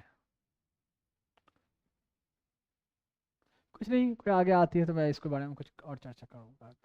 हाँ, देखें इलेक्शन कमिश्नर, जैसे आप देखें उतने बड़े कंट्री को इलेक्शन करवाना, तो इलेक्शन कमिश्नर तो हुआ, chief election commissioner, election commissioner, उसके साथ रीजनल कमिश्नर भी होते हैं, उनको रीजनल कमिश्नर दिया गया है। साथ साथ उनको अपना उनके लिए अपना एक डिप्टी इलेक्शन कमिश्नर भी होते हैं जो आईएएस रैंक के होते हैं, डिप्टी इलेक्शन कमिश्नर, अपना ज्वाइंट सेक्रेटरी, अपना under deputy secretary, under secretary, ये सब उनको दिया गया है। फिर उनको असिस्ट करने के लिए स्टेट लेवल पर जो हुआ चीफ इलेक्टोरल ऑफिसर होता है, डिस्ट्रिक्ट रिटर्निंग ऑफिसर जिसको कलेक्टर को बोलते हैं, फिर आप कहो रिटर्निंग ऑफिसर होता है आपका कंस्टिट्यूएंसी के बेसिस पर, बूथ के लेवल पर होता है प्रिसाइडिंग ऑफिसर। ऐसे ऐसे ऐसे कर कर कर हायरार्की सिस्टम बनाया गया है। अदरवाइज क्या तीन ही आदमी मिलकर पूरे इंडिया में थोड़े इलेक्शन करवा लेंगे भाई, सब जगह को कंट्रोल और देख रेख कर देंगे। तो ये हुआ इलेक्शन कमीशन के बारे में। इसका ये देख लें कि अगर एक चीज़ इंपॉर्टेंट है कि दो पार्टी के बीच में जब ये कोई हुआ कि ओरिजिनल पार्टी क्या कौन सा है, तो उसमें जो है डिसाइड इलेक्शन कमीशन को करना है, ना कि कोर्ट को, हाई कोर्ट या सुप्रीम कोर्ट को। जैसे अभी रिसेंटली क्या चल रहा था, तो देख रहे हैं कि इनका लोक जनशक्ति पार्टी, रामविलास पासवान की जो पार्टी थी, तो उनके उनमें उनकी फैमिली में उनके ब्रदर में और उनके बेटे में जो पार्टी टूटा, तो वो डिसाइड करने की बात हुई। फिर आप महाराष्ट्र में देख सकते हो, वहाँ यहाँ कौन सा राज ठाकरे, राज ठाकरे सॉरी उद्धव ठाकरे, उद्धव ठाकरे भी नहीं मैं बोलूँगा, उनका ये उनका पार्टी जो ब्रेक हुआ उनसे टूटा, ये कौन सा टूटा था, शिवसेना, शिवसेना पार्टी, हाँ उन्हीं की पार्टी शिवसेना। तो शिवसेना में दो फैक्शन में बटे, तो उसमें भी मैटर चल रहा था कि कौन ओरिजिनल फैक्शन है क्या है, तो उसकी भी जो डिस्प्यूट है सुनना किसका काम है, इलेक्शन कमीशन का, ना कि कोर्ट का काम है। तो इसको ऐसे ऐसे स्पेशल पावर भी दी गई है। तो खैर इतना, बाकी और जब वहाँ चर्चा होगा तो उस पर तो चर्चा होगा।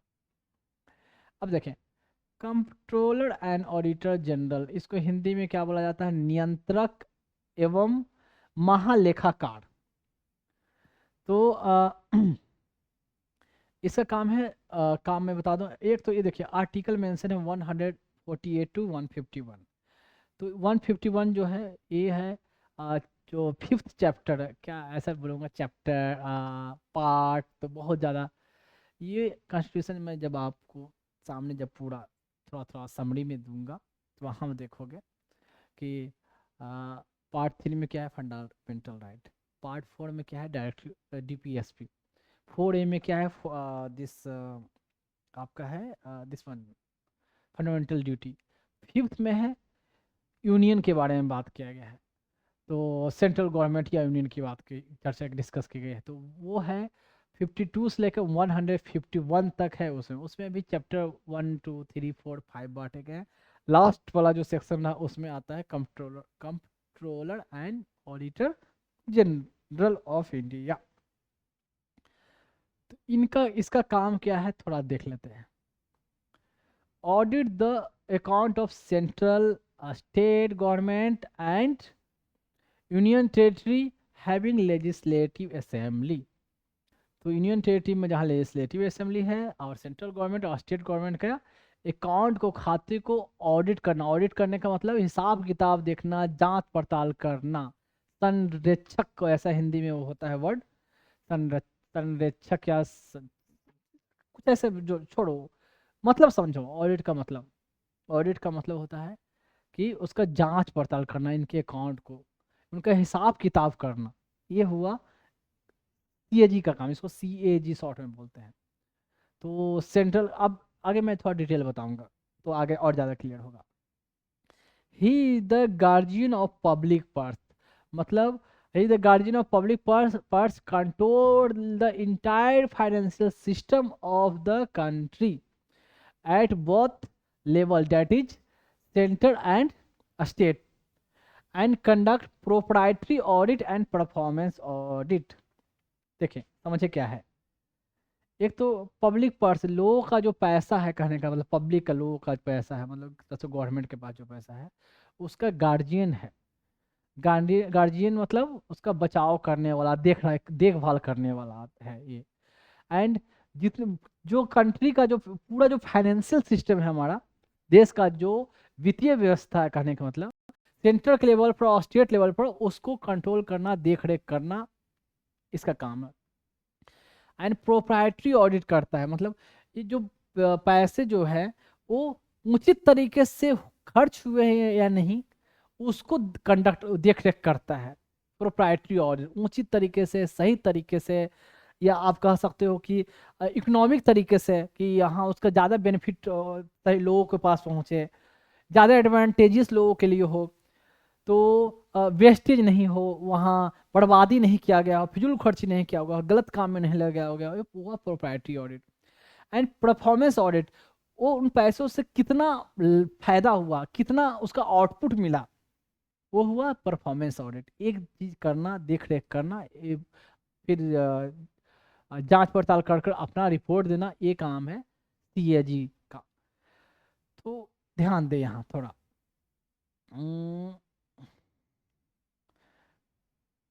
पहले मैं थोड़ा ये बता दूं, तो थोड़ा पिक्चर दिखा दूं। ये है election commission of India, Delhi में जो इसकी ऑफिस है। थोड़ा मैंने ऐसे पिक्चर रख दिया है।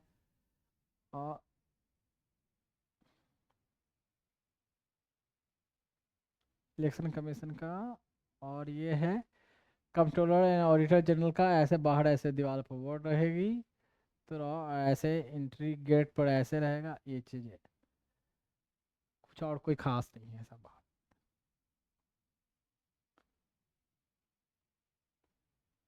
अब देखिए थोड़ा इसके बारे में और बता दूं, इतना जल्दी तो जाऊंगा नहीं अभी, तो यहाँ से शुरू करता हूँ। ये ऑडिट करता है। अब देखिए, अब किसका किसका देखो, तो जो सीएजी जो हुए, कहने का मतलब कंट्रोलर एंड ऑडिटर जनरल, तो ये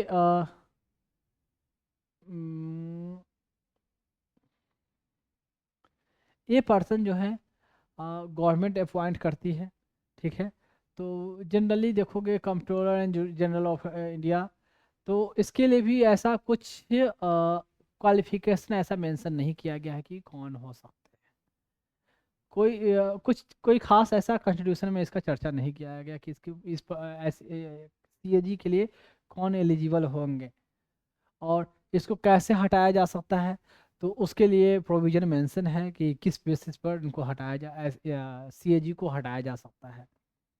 जैसे अगर अनसाउंड माइंड का है पर्सन, माइंड से और कर्ज में डूबा हुआ हो या कोई गवर्नमेंट के किसी कॉन्ट्रैक्ट में इन्वॉल्वमेंट हो, तो ऐसे केस में पर्सन को प्रेसिडेंट हटा सकती है।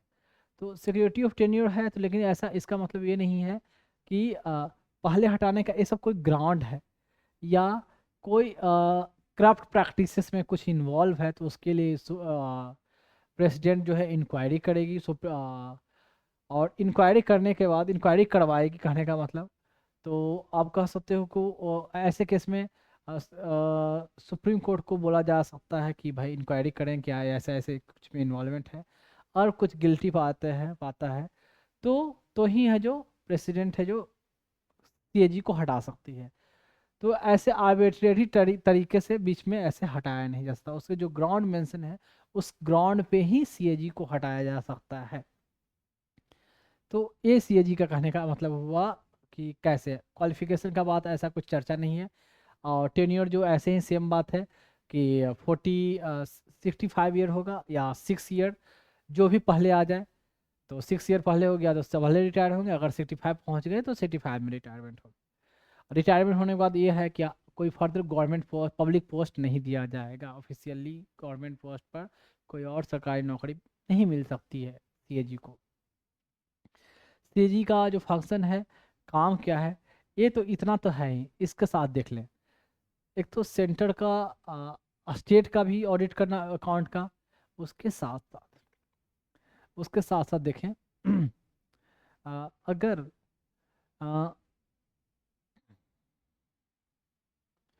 कोई भी जैसे कह सकते हो कि स्टेट या सेंटर कोई ऐसी बॉडी को जिसको फंड कर रही है या जिसको एडमिनिस्टर कर रही है या इससे लोन लिए हुए सरकार से, उसका भी ऑडिट ये कर सकता है।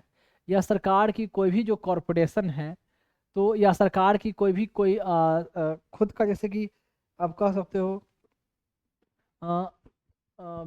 बोल सकते हो पहले जैसे कि बीएसएनएल हो गया, आप ये ओएनजीसी हो गया या एनटीपीसी हो गया, लाइफ इंश्योरेंस कॉरपोरेशन हो गया, एसबीआई हो गया, या कोई भी गवर्नमेंट ऑर्गेनाइजेशन, सरकार की जो ऑर्गेनाइजेशन हो गई।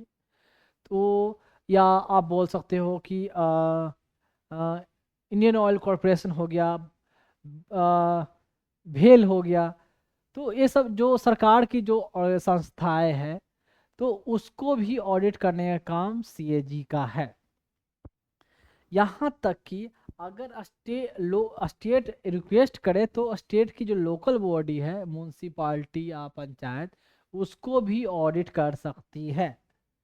तो ऐसा ऐसा पावर सरकार चाहे तो इसको और भी पावर दे सकती है कि हाँ इनको भी ऑडिट कर सकते हो। तो यह है सीएजी का पावर। ऑडिट करने के साथ साथ देखें, सीएजी ये भी बता सकता है ना कि जितना जितना फंड पैसे मिले, तो वाकई में उतना पैसा खर्च हुआ या नहीं हुआ, या उससे ज़्यादा खर्च हुआ। अगर उतना पैसा मिला, ठीक है, तो कि सही तरीके से यूटिलाइज हुआ या नहीं हुआ, या जो बेनिफिशियरी थे उनको मिला या नहीं मिला, इसका आउटपुट क्या हुआ जो मैंने बताया, वो सीएजी का काम है। ऐसे कुछ एग्जाम्पल दे देता हूँ। देखिए, जब जब सीएजी की रिपोर्ट आती है ना, तो देखोगे कभी भी अच्छा रिपोर्ट नहीं रहेगा। कहने का मतलब, इंडिया अपना ऐसा कंट्री है, हमेशा इरेगुलरिटी, कहीं करप्शन हमेशा इन्वॉल्व रहेगा। सीएजी की रिपोर्ट जब भी पेपर में न्यूज में आएगी, जैसे कहे सीएजी का रिपोर्ट में आया कि एमजी नरेगा के लिए जो पैसे मिलते हैं, एमजी नरेगा के लिए किसी स्टेट के नाम पर अगर ऑडिट हुआ किसी स्टेट के लिए, जितने पैसे मिले उतना पैसा इस्तेमाल नहीं हुआ। जो बेनिफिशियरी होने चाहिए थे वो बेनिफिशियरी नहीं रहे। कुछ जो इसके लिए एलिजिबल नहीं थे उनको भी दिया गया। एमजी नरेगा में कुछ जो कंस्ट्रक्शन किया गया उसकी ज़रूरत है नहीं, उसका प्रोविजन है नहीं कि ये चीज़ बनाना चाहिए। सब जो गड्ढा खान के खोदा गया उसको भर दिया गया, तो वो बनाने का प्रोविजन है नहीं। एमजी नरेगा में था कि भाई रोड के किनारे पेड़ लगवाना, नहर बनवाना, ये सब कुछ कहने का मतलब बनाना है जो प्रोडक्टिव हो। ये फालतू फालतू चीज बनाया गया, तो ए रिपोर्ट करती है ऐसा काम। फिर नमामि गंगे के अंदर जितना पैसा अलॉट किया गया, तो उस पैसे के हिसाब से जितना काम हुआ उतना पोल्यूशन के लिए क्लीनिंग नहीं हो पाया। जितने लोगों को एम्प्लॉय किया गया वो एम्प्लॉय सफिशिएंट उतने लोग नहीं थे, या जितने पेपर पर दिखाया गया कि इतने पैसे मिले हैं लेकिन पैसे उनको उतने नहीं मिले हैं, ऐसे ऐसे। फिर कोल स्कैम का जो इसने 2G स्पेक्ट्रम वाला जो मैटर की जिस तरीके से जो स्पेक्ट्रम एलोकेट करना चाहिए था, जो फेयर तरीके से करना चाहिए था, कुछ पार्टिकुलर लोगों को ही वो स्पेक्ट्रम दे दिया गया और उसके लिए प्रॉपर प्रोसीजर फॉलो नहीं किया गया कि भाई लॉटरी होगी, सब लोग अपना नाम देंगे, जो मिनिमम बोली बोलेगी ऐसा उनको एलोकेट किया जाएगा। कोल में भी है कि ऐसे जो खदान दिए गए तो उसमें प्रॉपर प्रोसीजर नहीं फॉलो किया गया, जितने पैसे कोल एलोकेट में लिया गया उतना पैसा सरकार के पास नहीं पहुंचा। फिर आप देखोगे कि ये रिकमेंड करेगी कि भाई रेलवे में है जो लोगों को जितना कहते हैं कि जितना पैसे अगर जो खाने के लिए पैसे दे रहे हैं मतलब IRCTC को, उस लेवल का क्वालिटी खाने में नहीं है। ये खाने में मेंशन होता है कि इतना चावल मिलना चाहिए तो चावल की क्वांटिटी कम है, दाल इतना होना चाहिए, इसको भी ऑडिट करती है, ऑडिट करके रिपोर्ट भेजती है CAG। यहाँ तक ही बता दो, ये बात सही है कि हाँ, ये साथ में कि पानी मेंशन जो गाइडलाइन में है कि हाँ पर यात्रियों पैसेंजर को इतना रुपए में इतना खाना, इतना पानी, इतना इतना क्वांटिटी दाल, इतना चावल मिलेगा, लेकिन रियलिटी वो चीज़ नहीं हुआ है ग्राउंड लेवल पर, ऐसा रिपोर्ट CAG देती है। तो देखिए अभी जो रेलवे का जो हाल है ना, लोग बोल रहे हैं कि रेलवे बहुत प्रोग्रेस कर रहा है, अलग बात है, लोग ऐसे पेपर पर चर्चा में है, लेकिन मैंने जब से देखा है कि रेलवे का देखें दिन पर दिन उसकी जो खाने की क्वालिटी है ना बहुत खराब हो गई है, बहुत खराब हो गई है। पहले जब आज से 10 साल पहले कहो, 15 साल पहले कहो, तो उसमें जो खाने की क्वालिटी खासकर राजधानी ट्रेन में होती थी ना, खाने की उसकी क्वालिटी होती थी, लोग भूखे जाते थे कि राजधानी में जाऊंगा तो खूब खाने को देंगे। राजधानी ट्रेन, दुरंतो ट्रेन में साथ में पूरे रास्ते कभी चाय स्नैक्स, पता नहीं इतना तो लोग घर में भी नहीं खाते थे, मैं परेशान हो जाता था भाई क्या क्या बार बार तुरंत अभी तो खा यार फिर देने आ गया। तो इतना कभी चॉकलेट दे रहे हैं तो कभी स्वीट दे रहे हैं, कभी स्नैक्स दे रहे हैं, खाना लंच आ गया, डिनर आ गया, टी कॉफी, ऐसे कुछ ना कुछ चलते रहता था और क्वालिटी भी सही होती थी। यहाँ तक कि ऐसा होता था कि लोग बच गए उसको बैग में डाल के घर लेके चले जाते थे।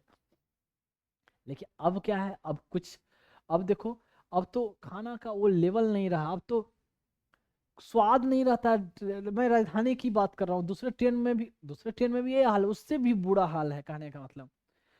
तो खाने की क्वालिटी बिल्कुल, फेयर बढ़ा है, चलो महंगाई सब जगह बढ़ी है, सबका कह सकते हो कि आपका इनकम बढ़ा है तो महंगाई बढ़ी है, सरकार सैलरी भी ज़्यादा दे रही है, लेकिन what about the quality, quality बहुत डाउन हो गई है ट्रेन में। मैं इस बात से तो बहुत नाराज हूँ कि इतना घटिया क्वालिटी, कैसे यार, कैसे गवर्नमेंट को पता नहीं है। और इसके बाद भी जो, खैर इसमें कुछ बोलना मैं क्या बोलूँ, सबको दिख रहा है, लेकिन कैसे ट्रेन में भी जो क्लीननेस की बात रही, तो राजधानी ट्रेन में भी जाओगे तो आपको वो सफाई ऐसे नहीं रहेगी। पहले तो ट्रेन में घुसते ही एक अजीब सी अच्छी सी खुशबू मिल रहती थी, मतलब वो केमिकल की बात नहीं कर रहा हूँ कि केमिकल छीट दूंगा तो खुशबू अच्छी आ जाएगी, फिर भी एक रहती थी कुछ फिनाइल या कुछ उसकी नेफ्थलीन की जो गोली आती, कुछ न कुछ ऐसा अच्छा अच्छा स्प्रे करते थे कुछ, तो अच्छा स्मेल रहता था। देखिए अब बिल्कुल वो फील ही नहीं आती है कि भाई कुछ स्पेशल है। तो CAG ऐसा ऐसा जैसे हो गया तो ऐसा करा, तो इस टाइप से अपना रिपोर्ट देती है। तो साथ में ये भी कह सकते हो कि CAG अपना ये भी रिपोर्ट देती है कि क्या बोलूँ मैं, इसका बोला। हम्म, फिर बीच में आपको न्यूज़पेपर में ऐसा कुछ ना कुछ आते रहेगा कि CAG का ये 2G स्पेक्ट्रम वाला, साथ में CAG जब अपना रिपोर्ट देती है तो उसको वेबसाइट पे पब्लिश भी करवाती है, चाहे पेपर में ओपनली पब्लिश करवाती है।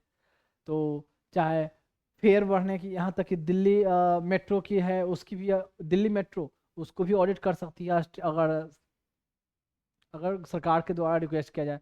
तो कहने का मतलब कहीं को ऑडिट करने का मतलब है कि बेसिकली ये कि क्या क्या कितना जो पैसा मिला उसको यूटिलाइज हुआ कि नहीं, और जिनको मिलना चाहिए था उनको मिला कि नहीं, और जिनको मिला वाकई में उनकी अथॉरिटी वो पावर थी कि नहीं उसको यूज करने का, ये सब का रिपोर्ट करना सीएजी का काम है।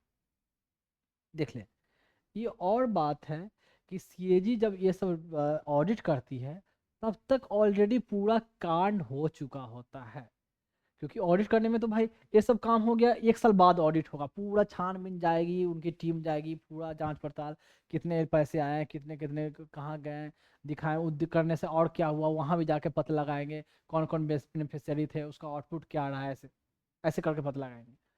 तो इतना लेट हो गया तो अब क्या हो सकता है, अब तो ये कर सकते हैं, कुछ जो हो गया उसको तो सुधार नहीं सकते, फर्दर ना हो एक कोशिश कर सकते हैं। एक कोशिश करते करते तो इतने साल हो गए फिर भी हो रही है, तो कर कौन रहा है, मी एंड यू, हम लोग ही तो ऐसे गलत कर रहे हैं ना। हम लोग में से कोई सीएजी बना हुआ है, हम लोग इंसान ही, मतलब इंडियन लोग ही, हम लोग ही ऑफिस में है, करप्शन कर रहे हैं। जितना जो हमारा जो रिस्पॉन्सिबिलिटी है, जो गवर्नमेंट जॉब में ही रहने वाले की बात खासकर कर रहा हूँ, जो ऊपर लेवल पर या नीचे लेवल पर अपना कर्तव्य, अपना ड्यूटी, अपना दायित्व सही से नहीं निभा पा रहे हैं, और हमेशा इरेगुलरिटी। यहाँ तक कि ऐसा है कि बिहार में तो ऐसा सीन है कि जो पैसे लोकेट होते हैं, पेपर पर तो दिखा गया कि पुल बना हुआ है, रियल में पुल तक नहीं बना हुआ है। ये हाल है, पर मालूम है, पुल तक नहीं बना हुआ, पेपर में क्या, पेपर में तैयार है, सब लोग साइन में कर दिए, सारा ऑफिसर से मिला हुआ, हाँ हाँ तैयार है, देख लिया, ये भी देख लिया, सब बना हुआ, लेकिन रियलिटी में पेपर पर नहीं बना हुआ। ऑडिटर आएगा, चेक करेगा, अच्छा ये पुल बना हुआ, कहाँ बना, वहाँ जाकर देखेगा, वहाँ बना था तो वहाँ कितने मटेरियल खर्च हुआ, कितना जमीन लिया गया था, जमीन को ऑक्युपाई किया गया था, किसको कितना पैसा, कुछ तो है ही नहीं वहाँ। तो ये भी चल रहा है वहाँ, कॉमन सी बात है। खैर, तो ऐसे ही वहाँ तो क्या, आप खुद न्यूज में, मैं भी न्यूज में ही पढ़ा है और आप भी पढ़ते हो देखते हो, तो बहुत कॉमन है कि भाई पेपर बताया है कि रोड तो बना हुआ है, लेकिन रोड तो अभी तक तो बनी ही नहीं है, कच्चा ही छोड़ के छोड़ दिया गया। तो जब ये सीएजी ऑडिट करेगी तो पता चलेगा भाई सीनेरियो, रियल सीनेरियो क्या है। तो ये हुआ, यहाँ तक कि जब सीएजी ऑडिट करती है ना, तो ये अपना रिपोर्ट है जो देती है प्रेसिडेंट को, या गवर्नर, स्टेट के लिए ऑडिट किया तो गवर्नर को।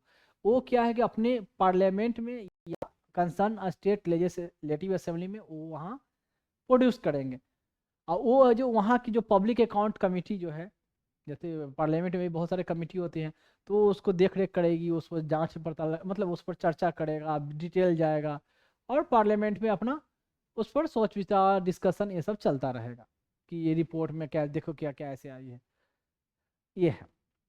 अब देखें, कहते हैं कि यूके का जो सीएजी है ना, कंट्रोलर एंड ऑडिटर जनरल, उनको कहीं ज़्यादा पावर है, क्योंकि अगर वहाँ पार्ले मतलब कंसोलेट वहाँ के फंड से पैसे निकालना है ना, तो सीएजी का परमिशन चाहिए। लेकिन अपने यहाँ क्या है, सीएजी का परमिशन नहीं चाहिए कि हाँ इस काम के लिए कितना पैसा मिलना चाहिए या नहीं मिलना चाहिए, कंसोलिडेटेड फंड से या कोई और फंड से।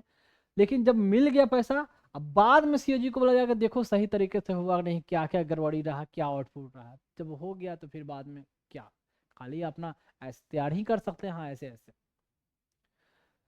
तो ये है सीएजी की कहानी, इतना इतना तक।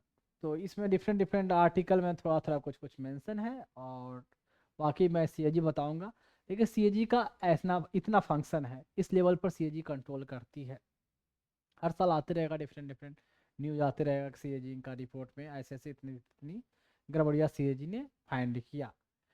यहाँ तक कि एमजी नरेगा वाले जो फंड है वहाँ भी क्या, कि जो पैसे मिलते हैं ना, वो मैंने अभी चर्चा किया था कि रियल बेनिफिशियरी को मिला ही नहीं। तो खैर,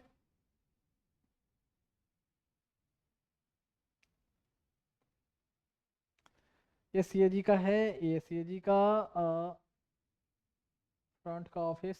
अब देखते हैं, तो टॉपिक खत्म होने के बाद मैं बता दूं, थोड़ा सा मैं अपने चैनल के बारे में कोई प्रमोट एडवर्टाइज नहीं कर रहा, बस थोड़ा सा बताना पड़ता है। ये हमारे चैनल जो आप यूट्यूब पर जो देख रहे हो उसका तो नाम ऑलरेडी पता चल गया होगा, तभी आप खोल कर देख रहे हो। तो ये यूट्यूब पर चैनल इस नाम से है, और मेरी जहाँ भी लोगो होगी हमारा तिरंगा वो होगा, फेसबुक पे, ट्विटर पे जिसको एक्स बोलते हैं, या यूट्यूब पे या इंस्टाग्राम, वेरीवर। तो इसकी जो आईडी होगी इस नाम से देख सकते हैं, ऐसे इसे सर्च कर सकते हैं। क्या है, @Dr.Vikas IAS, ठीक। एंड नेक्स्ट चलते हैं, और जैसे सब लोग बोलते हैं या एज यू विश, जैसे फॉलो करो, क्या बोला जाता है, like subscribe and follow, something something like that, तो योर विश। अगर अच्छा लगे तो ही करेंगे, अगर बेनिफिट हो रहा है तो ही करेंगे, कोई कंपलसरी, कोई दबाव ऐसा नहीं है, ठीक है। खुद अगर लगा कि हाँ हमने समथिंग डिफरेंट अचीव किया, कुछ मुझे अच्छा मिला, देन ओनली, कोई कंपलसरी नहीं है। और जो मैंने कोशिश की है बेस्ट से बेस्ट देने की, मैंने अपने बच्चों के लिए कोशिश की है। और ये इंस्टाग्राम का है, तो इंस्टाग्राम का ये लोगो, जैसे यहाँ यूट्यूब का लोगो था, ये इंस्टाग्राम का लोगो है। और जो हमारी जो आईडी है, ये पता नहीं है, थोड़ा आगे पीछे हो गया है, इसमें एक साथ होनी चाहिए था, पता नहीं, मैं स्लाइड में करता हूँ तो ये आगे पीछे हो जाता है, मैंने पहले भी बताया है, तो एक साथ में ही होगी, Dr.Vikas_IAS। तो ये रहेगा आपका इंस्टाग्राम पर। हालांकि यूट्यूब, इंस्टाग्राम जितने भी हैं सब लिंक किया हुआ है, तो एक से जाकर दूसरी जगह आप जा सकते हो। तो थोड़ा सा इसकी एक जगह कर लेंगे, ये अपन अप डाउन हो गया है, लैपटॉप में तो नॉर्मल दिखता है स्लाइड में, पर इसमें करने के बाद यहाँ ऐसे आ जाता है डिजिटल बोर्ड पे। तो ये चला जाए, ये एक बार कोड भी इंस्टाग्राम में शायद जनरेट होता है, इसलिए ऐसे है। तो बार कोड को स्कैन करके भी चाहे तो वहाँ पहुँच सकते हैं। तो ये वीडियो हर जगह अवेलेबल होगी, कुछ कुछ शॉर्ट जो बोलते हैं छोटे छोटे वीडियो भी डालना, तो वो सब डाला हुआ मिलेगा आपको। तो अगर स्कैन हो जाती है तो वीडियो से तो गुड। इसको थोड़ा मैं और जूम कर दूं, ये रहा इंस्टाग्राम का। अब देखेंगे ये है ट्विटर, जिसको अब एक्स बोलते हैं, पहले ओल्ड ये था ट्विटर एंड अब हो गया है एक्स। तो एक्स में जो हमारी अकाउंट है, ऐसे फॉर्मेट जो आपको दिखेगी, ऐसे इस तरीके से दिखेगा। और जो जो आईडी जो होता है @Dr.Vikas_IAS, तो इस नाम से आएगा ऐसे। एंड नेक्स्ट है फेसबुक पे। तो फेसबुक पे इस नाम से फेसबुक का लोगो एंड जो चैनल रहेगा उस पर ऐसे आएगी, और आई थिंक सिंपल ये डालने से ही शायद ओपन हो जाए या आपको सामने विजिबल होगा, तो ये आप देख सकते हो, ठीक है। और चलते हैं लास्ट, थोड़ा अजीब सा लगता है बोलने में, पता नहीं, ये है बार कोड। एंड मैंने जो पर्पस बताया किन बच्चों के लिए मैं ये कलेक्ट कर रहा हूँ, मैं एक बात बता दूं कि जिन बच्चों के लिए मैं कलेक्ट कर रहा हूँ ना, वो ऐसा नहीं है कि वो ऑर्फेंज रहेंगे, उनको मैंने अपनाया है। तो एज ए उन बच्चों का सिर्फ सिर्फ जैसे मैं बता दूं, कोई अपने बच्चों को पालता है, कोई बाप अपने बच्चों को पालने के लिए मेहनत करता है, ठीक है। तो बस बेसिकली वही है कि मैं उन बच्चों को अपने पालने के लिए मैं ये मेहनत कर रहा हूँ। तो उन बच्चों का सिर्फ मैं बाप ही नहीं हूँ, मैं उन बच्चों का माँ भी हूँ, दोनों हूँ। तो सोचे मुझे उससे कितनी ज़्यादा मेहनत करनी पड़ेगी, ठीक है। मैं क्लियरली कर दूं कि मैं कोई एनजीओ नहीं चला रहा हूँ, कि एनजीओ अगर चलाऊंगा तो पर्पस तो वही हो गया, बात तो वही होगी कि बच्चे ऑलरेडी तो कोई अनाथालय एनजीओ कोई चला रही है, तो वहां से लाके मैंने फिर से यहाँ अनाथालय में झोंक दिया। तो ये कोई एनजीओ नहीं है, ये मेरे बच्चे होंगे, तो इसलिए उनके लिए मैं लोगों से डोनेशन नहीं मांग रहा हूँ। मैं जिनसे भी मांग रहा हूँ एज फी मांग रहा हूँ, एज गुरु दक्षिणा बोले वो मांग रहा हूँ, ना कि डोनेशन की बात मैंने की है। तो मैं अपने बच्चों के लिए एज बाप की तरह, एज बाप है नहीं, सिर्फ बाप एंड माँ दोनों की तरह मैं उनके लिए मेहनत कर रहा हूँ, ठीक है, उनके नरिशमेंट के लिए। और उनके लिए मैं फंड रेज कर रहा हूँ, पैसे कलेक्ट कर रहा हूँ। तो ये पर्पस है, ना कि है कि डोनेशन मांगना या चंदा मांगना उन बच्चों के लिए, बिल्कुल नहीं। तो ये क्यूआर कोड है, गूगल पे का है, शायद आपको दिख जाए, स्कैन हो जाएगी वीडियो से, नहीं होती है तो फिर कोई बात नहीं, नीचे यूजर कुछ यूपीआई आईडी मैंने ऐसे मेंशन कर दिया है, ये योर विश। ये है यूपीआई आईडी एंड थोड़ा बड़ा account number and IFSC code. तो मैं बोल दूं यूपीआई आईडी क्या है, विकास VIKASH JIP JIPMER JIPMER JIPMER @OK axis. ऐसे मैंने ऐसा बनाया नहीं, अपने आप ऑटोमेटिक ऐसे आ जाता है। एंड अकाउंट नंबर जो मेंशन है 9200100216200810। मुझे भी कोई अपना अकाउंट नंबर याद नहीं था। मैं बता दूं। एंड IFSC कोड वो भी मुझे याद नहीं है, वो भी है UTIB 003494, सॉरी 000 है, UTIB 003494, ये IFSC कोड है। तो पर्पस बता दिया, आपकी विश बता दिया, जो भी हो, बाकी ये यहाँ तक ये, और फिर आगे धीरे धीरे ऐसे नेक्स्ट चैप्टर पर मैं चलता रहूँगा। तो ऑलरेडी मैंने कवर किया है, बताया है। एक बात और, पॉलिटी में आपको ज़्यादा कनेक्शन मिलेगा, एक चैप्टर से का लिंक बहुत से, पर जब मैं इकोनॉमिक्स पढ़ाऊंगा ना, उसमें रिलेटिवली थोड़ा कम लिंकिंग रहेगा, पर जहां लिंक रहेगा मैं थोड़ा थोड़ा इंट्रोडक्शन देकर चला आगे बढ़ूंगा। पर पॉलिटी में बहुत ज़्यादा लिंक है, तो एक चैप्टर के साथ बहुत सारे मल्टीपल चैप्टर कवर हो जाते हैं। ठीक है, क्लियर? तो डरना नहीं है, धीरे धीरे सब चीज़ हो जाता है, शांति से ध्यान से पढ़ना है। और मैंने ऐसे पढ़ाया है कि यहाँ तक कि बच्चा तक मैंने ऐसे पढ़ाया कि अगर 10th क्लास का बच्चा हो, अगर वो टाइम दे, ध्यान से देखे, आराम से फोकस करे, तो वो आसानी से समझ सकता है। ठीक है, तो आपको इसमें आपको सिर्फ इंटेलिजेंट की जरूरत नहीं है, साथ में आपको इसके लिए क्या है, पेशेंस की जरूरत है कि आप ध्यान से सुनो, बैठो, पढ़ो, तो ही आप समझ सकते हो। ठीक है, तो मैंने हर पहलू को जो मैंने बताया है कि हर एस्पेक्ट को मैंने कवर की है। तो यहाँ तक इतना, बाकी बहुत सारी डिटेल बाकी जब बीच बीच में तो आते ही रहता है, तो आगे मैं बताते रहूँगा, या अभी जो बताते रहूँगा ऑलरेडी कवर हो चुका है, मैं बता चुका हूँ पहले भी कि ऑफलाइन ऑलरेडी मैंने ऑलमोस्ट खत्म कर दिए है, पर ऑनलाइन जो कंटेंट है वो अब आपको अवेलेबल हो रहा है ऑनलाइन के फॉर्म में। क्लियर है? तो अभी तो पॉलिटी वाली मिलेगी आपको, बाद में उसके बाद आपको इकोनॉमिक्स की क्लासेस मिलेगी आपको ऑनलाइन फॉर्म में।